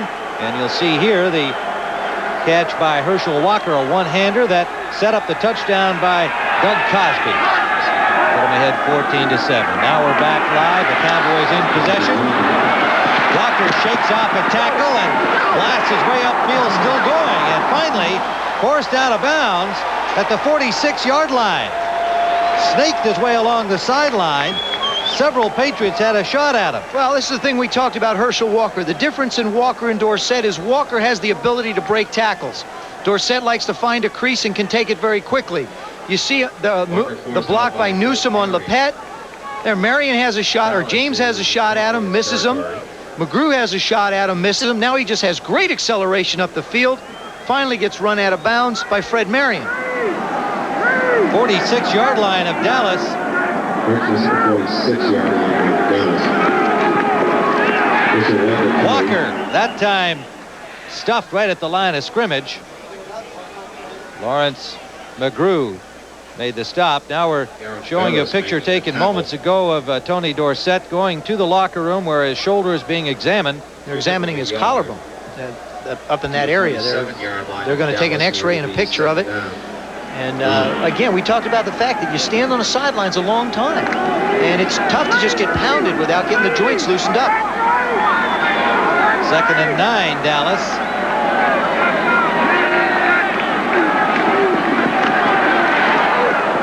Tim Newsom hit immediately, got about 3 yards before McGrew stopped him.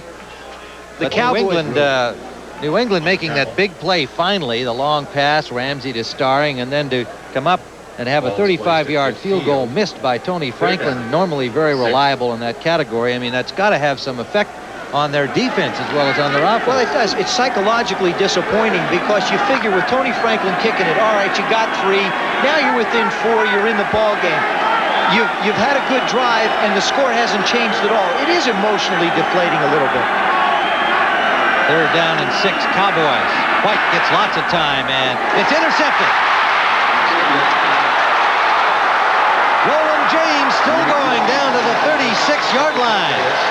Pass intended for Herschel Walker.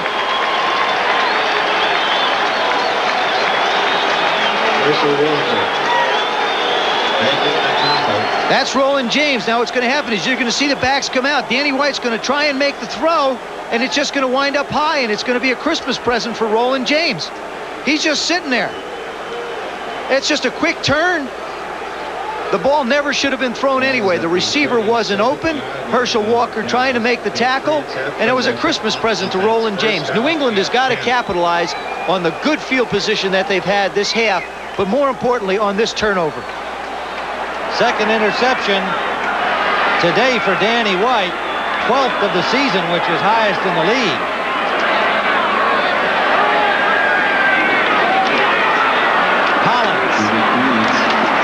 Cuts it back inside for 2. Number 56. Well, next Saturday afternoon, quite a college doubleheader for you. Number 7 ranked Notre Dame. Impressive victory over Alabama yesterday against last year's national championship team, the Nittany Lions. And the doubleheader game matches number 1 and number 2 in the Big 8 battle, Oklahoma and Nebraska. And we got an injured guy now in Oklahoma, Barry Switzer with a sore knee, but he'll be there. 2nd down and 7. Ramsey is dropped back out near the 45-yard line. Third sack by the Cowboys. Jeffcoat and Jones, the two defensive ends combining. That's big Ed Too Tall Jones coming from the right side. He just comes around and catches him. When you get caught in the middle, there's nowhere to go but down. Here they come. Ed Jones with a rip up underneath. He beats Bruce Armstrong, who's a rookie, teaching him how to play the game, and Ramsey with only one way to go, and that's to the ground. Big Ed. 6'9", hasn't ever missed a game except for the year he took off for boxing. Made a good decision to come back to football, I can assure you. I wish he'd have stayed boxing. Ramsey scrambling. Has the first down.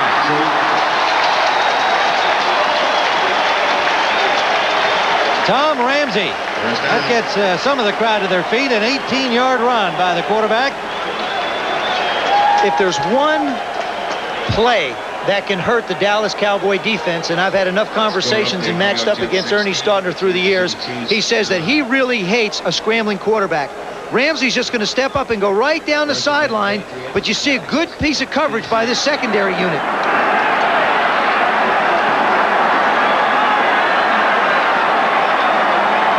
First down, 26-yard line. That is Bob Perryman, the rookie from Michigan.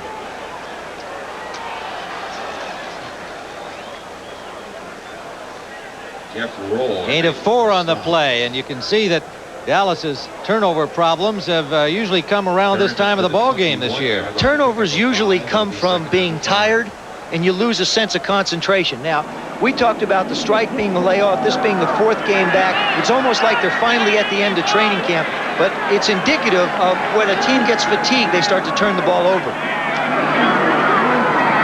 Second down, Ramsey is sacked again.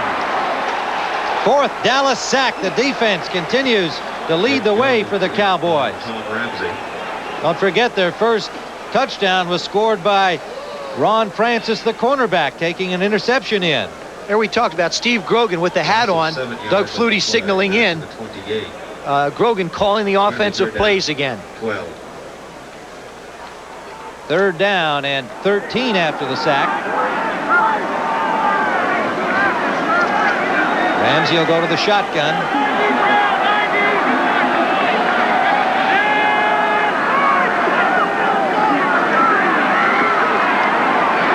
Deep corner, incomplete. Intended for Cedric Jones and Manny Hendricks, number 45 from Utah, able to break it up. And we're going to have a penalty against New England. Now it's up to the Cowboys. Do they want to take the holding penalty and give them another down? Or do they want to just let the down sit and make it 4th down and make them make a decision whether to try a long field goal or punt it?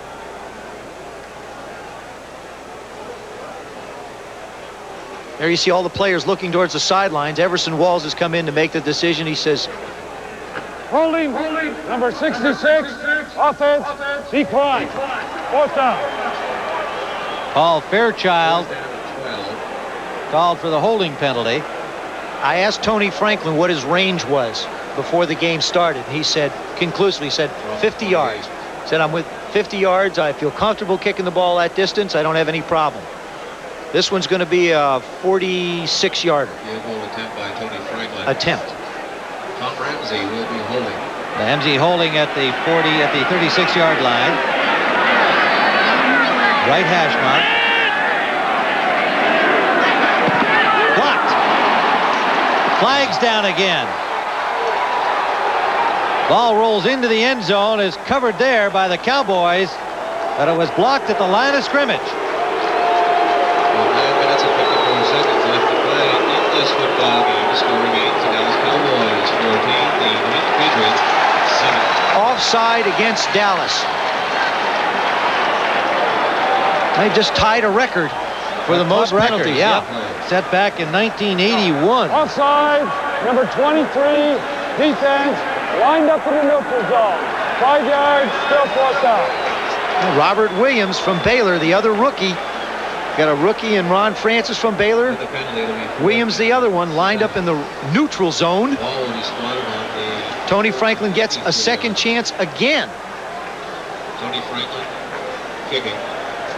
Tom Ramsey. Well, now this one will be a 41-yard attempt.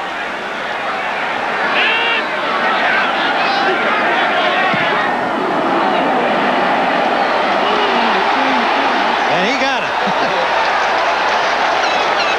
41-yard field goal. That time he hit the upright and it kicked in for him.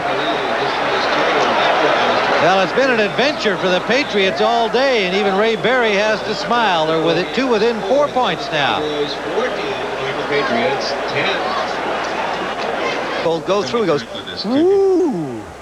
We got that one. Now Doug Flutie says, Coach, and thank you very much. Tony Franklin, boy, he did it the hard way. Oh, he's like a hockey player. You know, the first one you hit the pole, and the second one you hit the pole, and it kicks in for you. That's called a pipe, Joe, but that's all right. Is that what they're called, a pipe? Okay. Franklin happens to be a big hockey fan, even though he's a Texan. Well, he hit the pole. On the 5-yard line, Darryl Black gets it out over the 25 to the 26. So the lead has been reduced to 4. Dallas, 93, Tim Jordan. in their second half possessions, have been deep and haven't done much with it. Well, they haven't. They've had to go a long way. There you see they had terrible field position from their own 10, their own 15, the 21, and the 20. That's a long way to go with an offense. And the way they've been doing it is through the air. I would expect them to continue. Danny White, 19 of 34, a touchdown, but 2 intercepts. Herschel Walker gets 2, maybe 3. Close to the 30-yard line of Dallas. Certainly has gotten lots of duty today. It's what he wanted, and they have kept him busy. Walker, 21 carries on the day. Washington still 20-13 over Detroit at this point, and St. Louis tied up with the Rams. So Washington, if they win, moves to 7-2. Dallas trying to keep pace. Giants in Philadelphia, another key NFC East battle coming up next, along with 2 more games some of you will be seeing, depending on what part of the country you're in. Herschel Walker has the first down to the 36-yard line. Fred Marion pulled him down there. Roland James, their strong safety, was up on the line of scrimmage. A good block by Newsome. Springs him, same one he ran that long run for on the last drive they had. Working on the right side. They're running right at Tippett, and Roland James coming up making a play. They're also throwing right.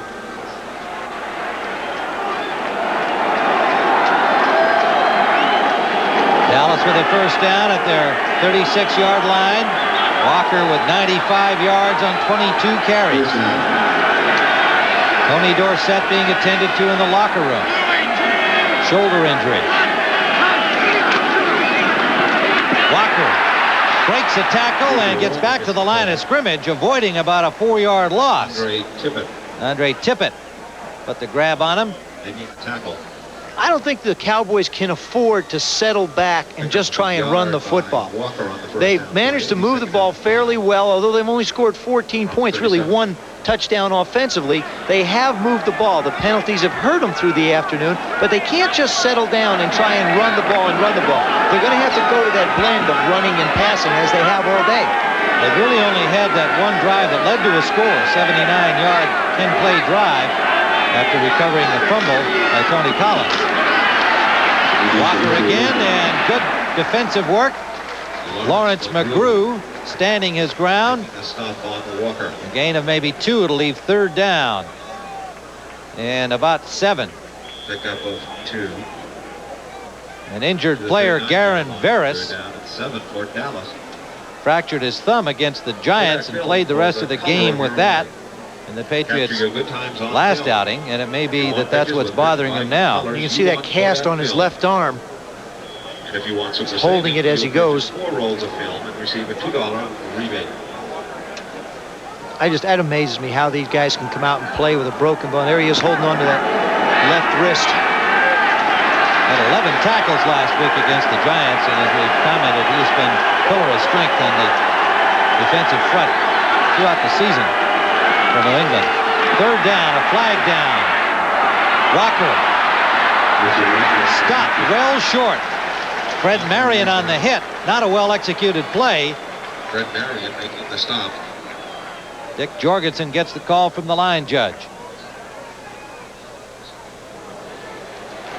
Illegal procedure against Dallas.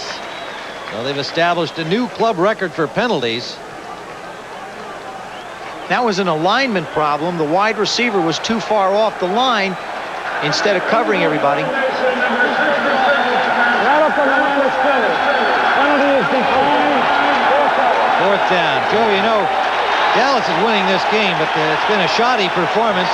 Patriots haven't done much to take the lead or force the play in this game. And Tom Landry feeling the heat down there in Dallas. Suggestions that maybe the coaching should take some of the blame, and so that suggestion even came from Tex Schramm. And therefore, you get 16 penalties in a game. That's not a way to show you've got an improved product. No, it certainly isn't. They certainly look like they may have solved one of the problems, and that was who was going to play running back. But now they've got to solve the entire offensive picture of how they can get consistent drives. Fryer. Good defensive play downfield on the special team unit of the Cowboys, holding them to virtually no gain. Jeff Rohr, the linebacker, made the tackle. You were alluding earlier to the suggestions that even the coaches were coming under fire. There's a quote from Tex Schramm. I'm not sure all of our problems are all on the players. It's the old saying, if the teacher doesn't teach, the students don't learn. And I'll guarantee you Tom wasn't on the phone to Tex right there either. That was on his radio show. We asked Tom how he felt about it. He downplayed it naturally. I mean, they've been together for 25 years. He said, you know, Tex is a competitive guy. He's unhappy with the play, but he wasn't about to get into any possible dispute between management and labor in the form of the head coach of the Cowboys, Tom Landry. First down. It's complete. Osi Tatupu, first down out at the 39-yard line. Tatupu coming out of the backfield. He'll circle to the lower right part of your screen as Ramsey goes back into the pocket. You see White and Jeffcoat making the route. Jeff Rohr with his back to him. And he just circles right up into the seam. That's the place you have to work on to the Cowboys. Their first down linebackers, Rohr and Lockhart and Hegman, not real nifty pass cover guys. Great run stuff, fellas. So they're the people you want to try and isolate. Backs on them. 23-yard gain. And a first down, Patriots. Tony Collins picks his way for about 6 to the 45-yard line of New England. First final score in the Jets over Kansas City, so they'll have at least a share of first place in the AFC East. We're live here at Sullivan Stadium in Foxborough, Massachusetts, where the Dallas Cowboys are clinging now to a 14-10 lead as the Patriots are moving upfield with a 2nd and 3 at their own 45.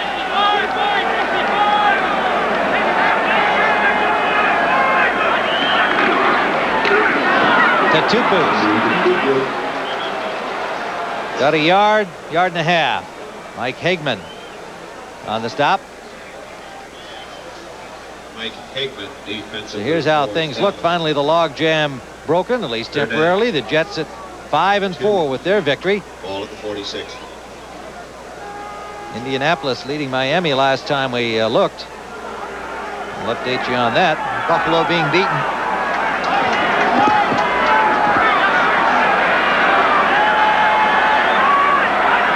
Third down. Ramsey hangs in there. Stanley Morgan, first down to the Dallas 46. Working in the middle now, Joe, it appears.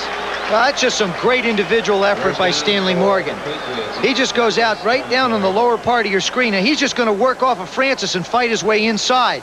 Just a great individual effort. They've got him. You see him start up, swim underneath, comes in the delay, and does a good job of getting separation from the defensive back. Stanley Morgan, 32-year-old veteran, ever dangerous. First down, Patriots on the move.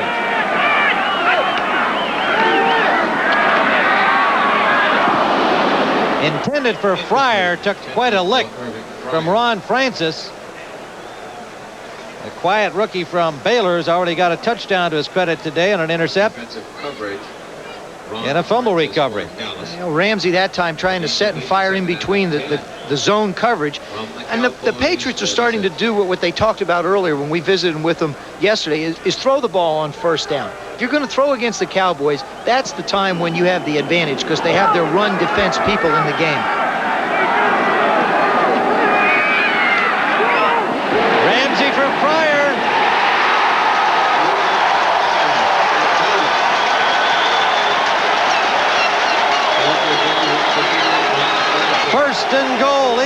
inside the 10, a 36-yard play. Here's Fryer in the slot. Now, the Cowboys are bringing everybody. He's just going to go down, make a move, and go to the corner, and it's one-on-one again. It's really a tough mismatch. Francis has his body turned inside, and Fryer just hardly gave him a move and moved right out to the corner. Inside the 10 to the 9. First and goal for the Patriots offense. Tom Ramsey in relief of the injured Steve Grogan. For Fryer, can't hold on.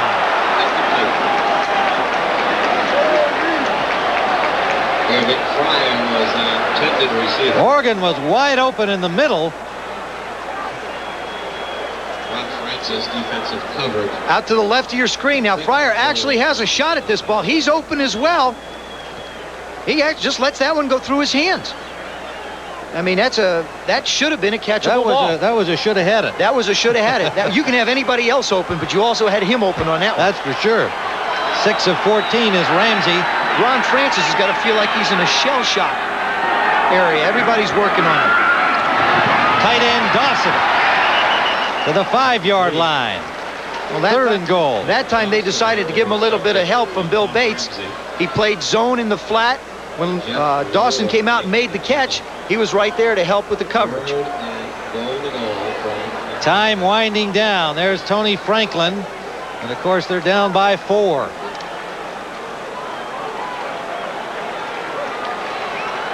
Third and goal just outside the 5-yard line of Dallas.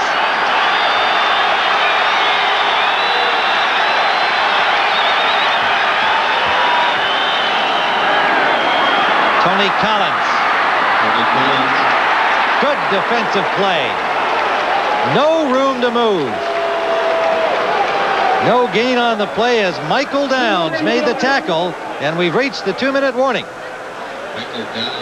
You do as the pitch goes is they're all going to force it. It's tough to run wide when you've got all defensive backs in a ball game.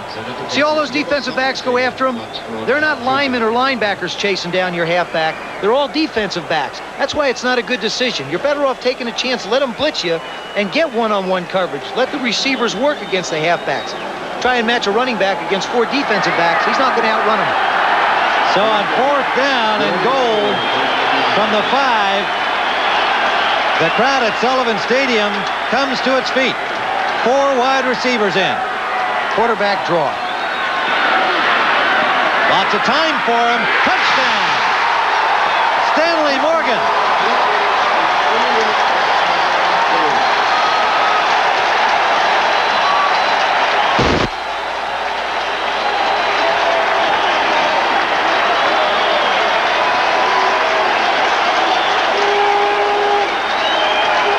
Ramsey just sat right in the pocket. Thought he might try a quarterback draw, but he didn't. He just sat right in that pocket and waited for Stanley Morgan to clear. Great job by Ramsey.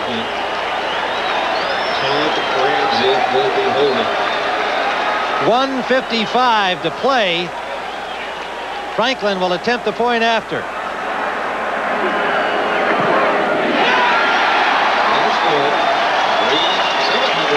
85 yards in 10 plays. A 5-yard strike. There's Morgan right down here. You're going to see him come off and just work right across. Get an excellent job of protection by that offensive line. He starts down the field. Now Ramsey, he holds, now fires and pulls the trigger. Ed Jones trying to get it on. A diving catch. Bill Bates can't make the tackle. From the left part of your screen, you're going to see Stanley Morgan come in. Give a lot of credit to that offensive line. That's a great throw. So finally, the New England Patriots have taken the lead, 17-14, with 1:55 to play here in Foxborough, Massachusetts.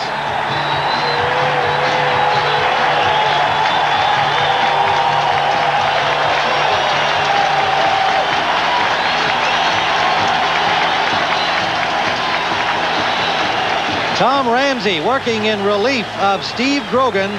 There's Stanley Morgan. Now he's going to come across. Bates is on him, and he's just going to make the touchdown, and Ramsey holds it, and boom, gets the TD. Good job by the offensive line. You see him, they've got him double covered, but he does that little juke inside, bang, touchdown. Stanley Morgan. So now the Cowboys with 1:55. They'll have to get the 2-minute drill going well.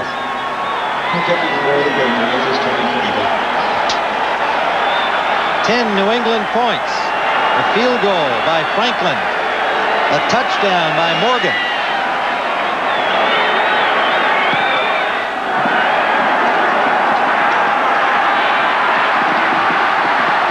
Darryl Clack.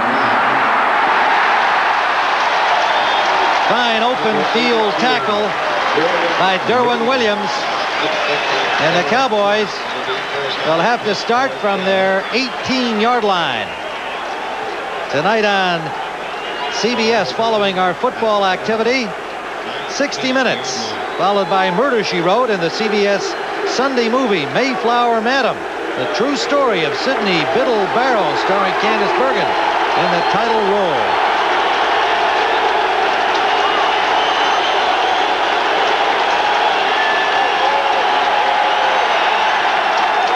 First down, Dallas.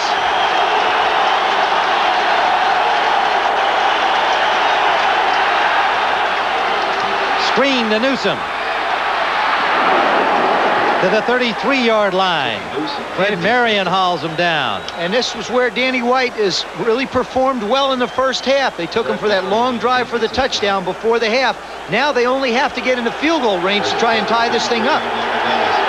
Both teams with 3 timeouts left.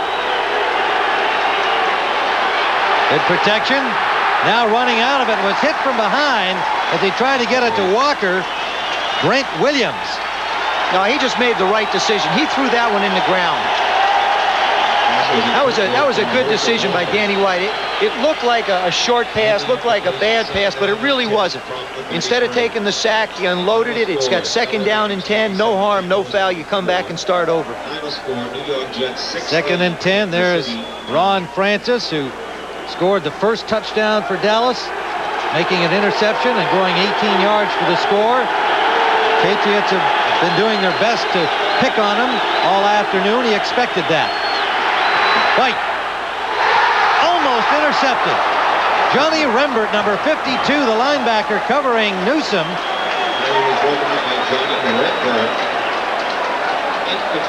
You see Tippett come around the corner. That's part of the problem they've had, is protecting White. Gogan's on his way down, can't stay with them. Now White makes this throw. For some reason, I don't know why, but it sure looked like Rembert was the intended receiver and Newsom was the defender. 3rd down, Dallas. Cowboys continuing to try and work and throw to the right side. They have stayed away from Ray Claiborne all afternoon, who plays the left side of the line. Up top the screen is where Claiborne is. They've constantly worked down to the lower part of the screen. And he's coming back down this way again. Sacked. Tippett. 4th down.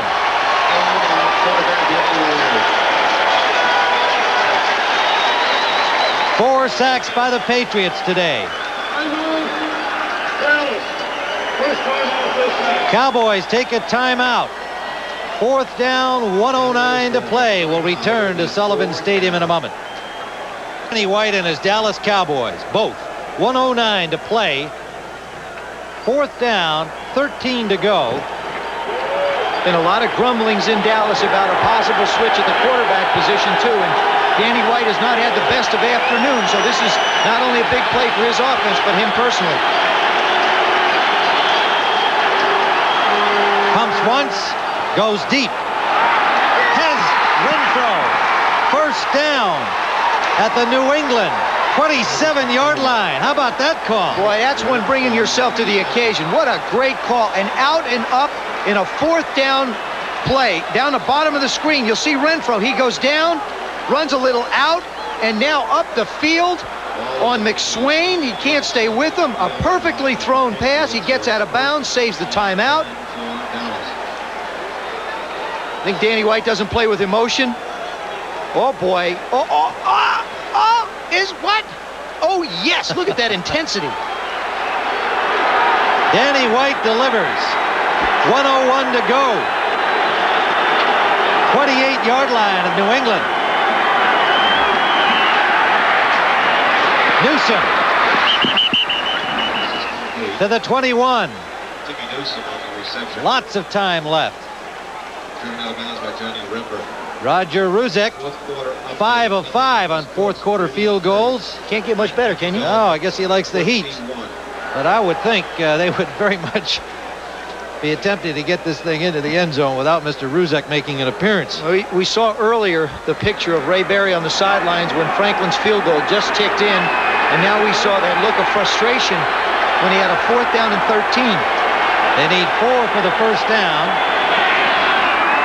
Herschel Walker plows his way to the 12-yard line. First down, Dallas. Dallas, second timeout to set. 48 seconds as Ray Berry ponders all of the negative possibilities. Right now, you've got 3 shots. You've got a timeout left. I think you've got 2 good chances. 2 good chances to throw the football, and 1 if you need to run it. The Cowboys in a very good situation. Right on the bottom, you're going to see Renfro come out, make a little move, and go right up the sidelines. McSwain is going to really not take him seriously and then can't catch up to him when he has to. You see him come down, run a little out and up. There he goes, up the sideline. Now, the ball is thrown perfectly. It's up high. It's like that basketball dropping into the hole and Renfro making the catch. If it was flatter, McSwain was in a good position to knock it down.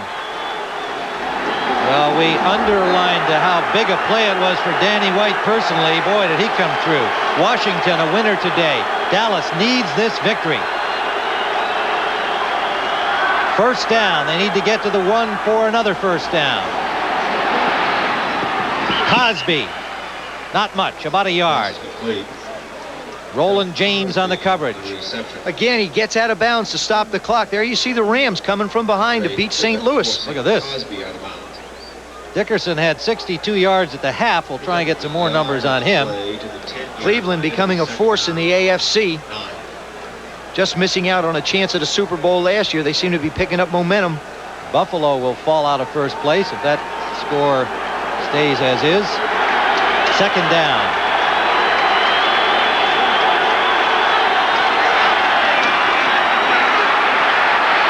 White throws it out of bounds.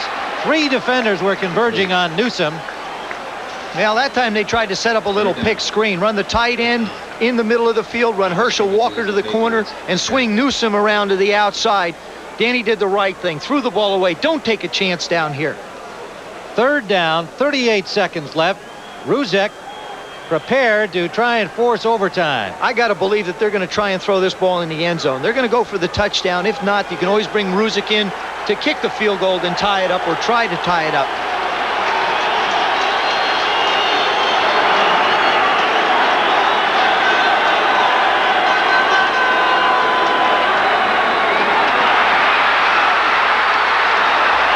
Walker to the 2-yard line. Short of the first down. Fourth down upcoming. Well, I think that they thought everybody was thinking the same way I was, that they were going to try and throw it in, try and pop Herschel through. Now they're going to have to, they've got to go for the field goal. Here you see them spread everybody out. They try and spread this whole defense out and then just bang, run Walker through. It doesn't work, though. New England's up to the task. Good job by their linebackers reacting. You see them come in and make the play. Good secondary support, and you wind up having to try a field goal. Walker's 26 carries. I don't agree with the call, by the way. I really think they should have tried. If you're that close, you've got third down, you've got your wide receivers in, let the quarterback take the heat, make a decision. If a guy's open, hit him. If not, throw it away. You're still going to try a field goal. You only pick up 8 yards difference in the field goal try. I can't quarrel with that.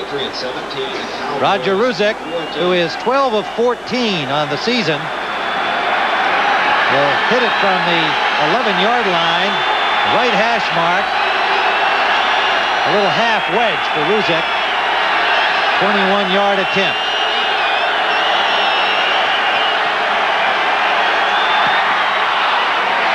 Yes.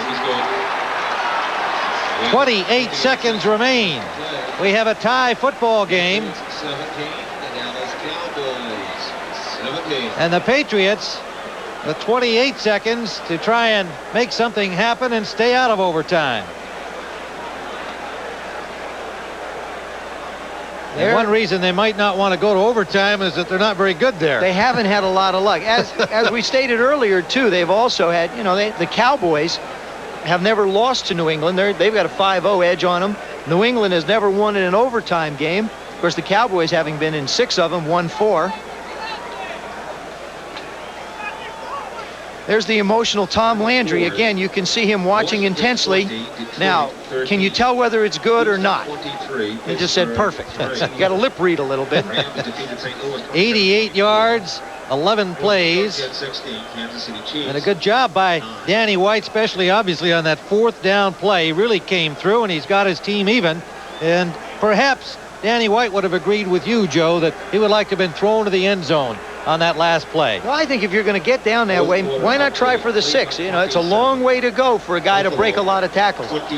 They won't kick the ball up in the air. This one's going to bounce along the ground. You don't want to take any chances, particularly with the kind of backs that the New England has. Stephen Starring back and fields it. At the 4-yard line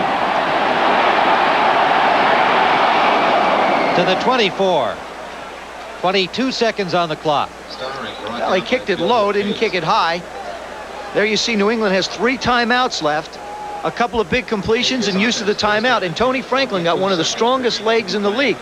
All New England has to do is get to Dallas's 30-yard line, which seems like a lot, but it really isn't, with some big pass plays. Well, Ramsey came up with a big pass play to set up the go-ahead touchdown here in the 4th quarter. Ramsey is 8 of 16 since coming in for Steve Grogan. There's Tony Franklin hoping he can get a shot to end it. We've also seen a change in the New England offense since Steve Grogan started to call plays a little bit. They've been a little more wide open, a little more risky, a little more chancy. And it looks like New England is going to want to go into overtime. Well, how about that? Crowd doesn't like it. Maybe they don't know what their record is in overtime. Well, their record isn't any good, but it looks like they're going to go into it. They're going to try and change it. Ray Berry will let it count down.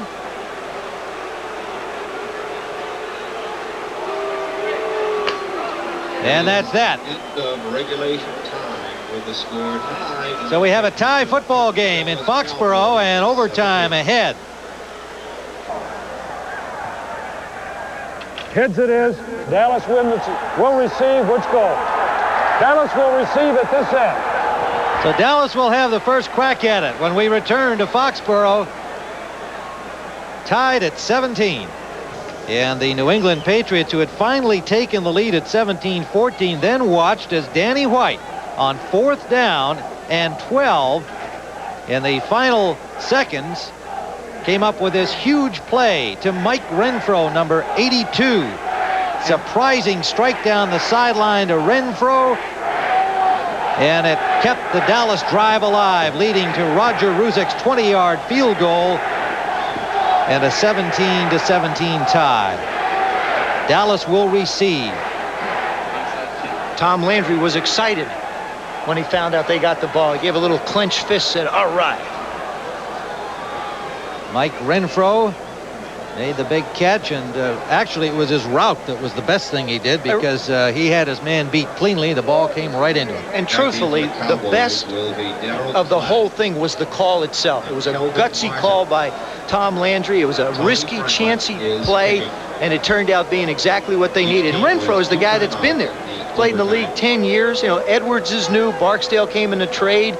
Calvin Martin is brand new. So Mike Renfro is the guy that has really bailed out the Cowboys. Tony Franklin will kick it off for the Patriots. And New England thinking tough defense.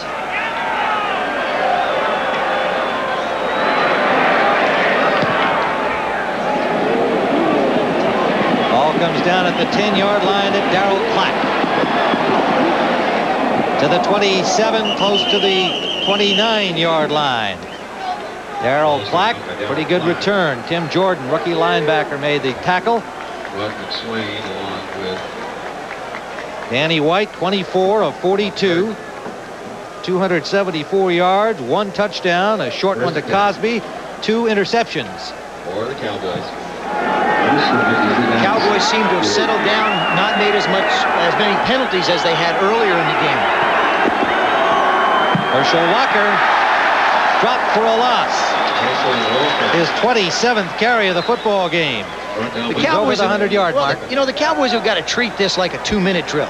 That's been the 2 times that they put productive drives together. At the end of the half, they scored a touchdown, and now at the end of the game, they've come down and kicked a field goal to tie it. Other than that, New England has done a very good job defensively shutting them down. The Cowboys seem to get a little more conservative. When they try and run the ball, they have not been as effective. Lots of about 1.5 yards. Play action. White gets time. Goes deep for Newsome. Incomplete. Off the hands of Newsome. Ball seemed to be a little farther than he thought it was. Linebacker back on the coverage. Ed Williams, number 54. Well, those underthrown balls are the ones that receivers have the advantage on. They're looking back now. Newsome comes back. He actually has a good play on the ball, just misjudges it. Did a good job to get around the coverage. Third down. More football ahead here on CBS today. The Giants in Philadelphia in a big NFC East matchup. New Orleans trying to catch first place San Francisco in the West. And Green Bay at Seattle, the improving Packers against a very good Seahawks team.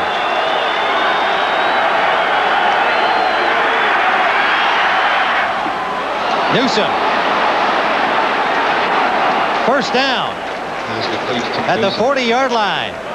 Good effort by Newsome. He knew exactly where that marker was, and he got to it. Well, the Cowboys continue to work the right side of the football field. They've stayed away from Raymond Claiborne all day. We haven't called his name simply because they haven't thrown the ball or even run in that direction.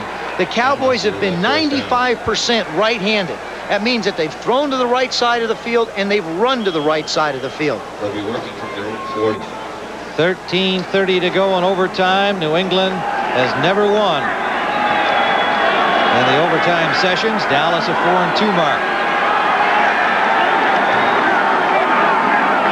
Herschel Walker breaks tackles and breaks loose. Touchdown, Dallas.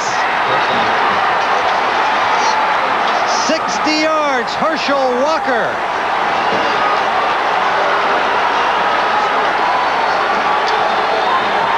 Herschel Walker with a touchdown for the Dallas Cowboys. In overtime, 13-10 left to play. Well, if these Cowboys and their fans needed a morale booster, there it is. And he's under there somewhere.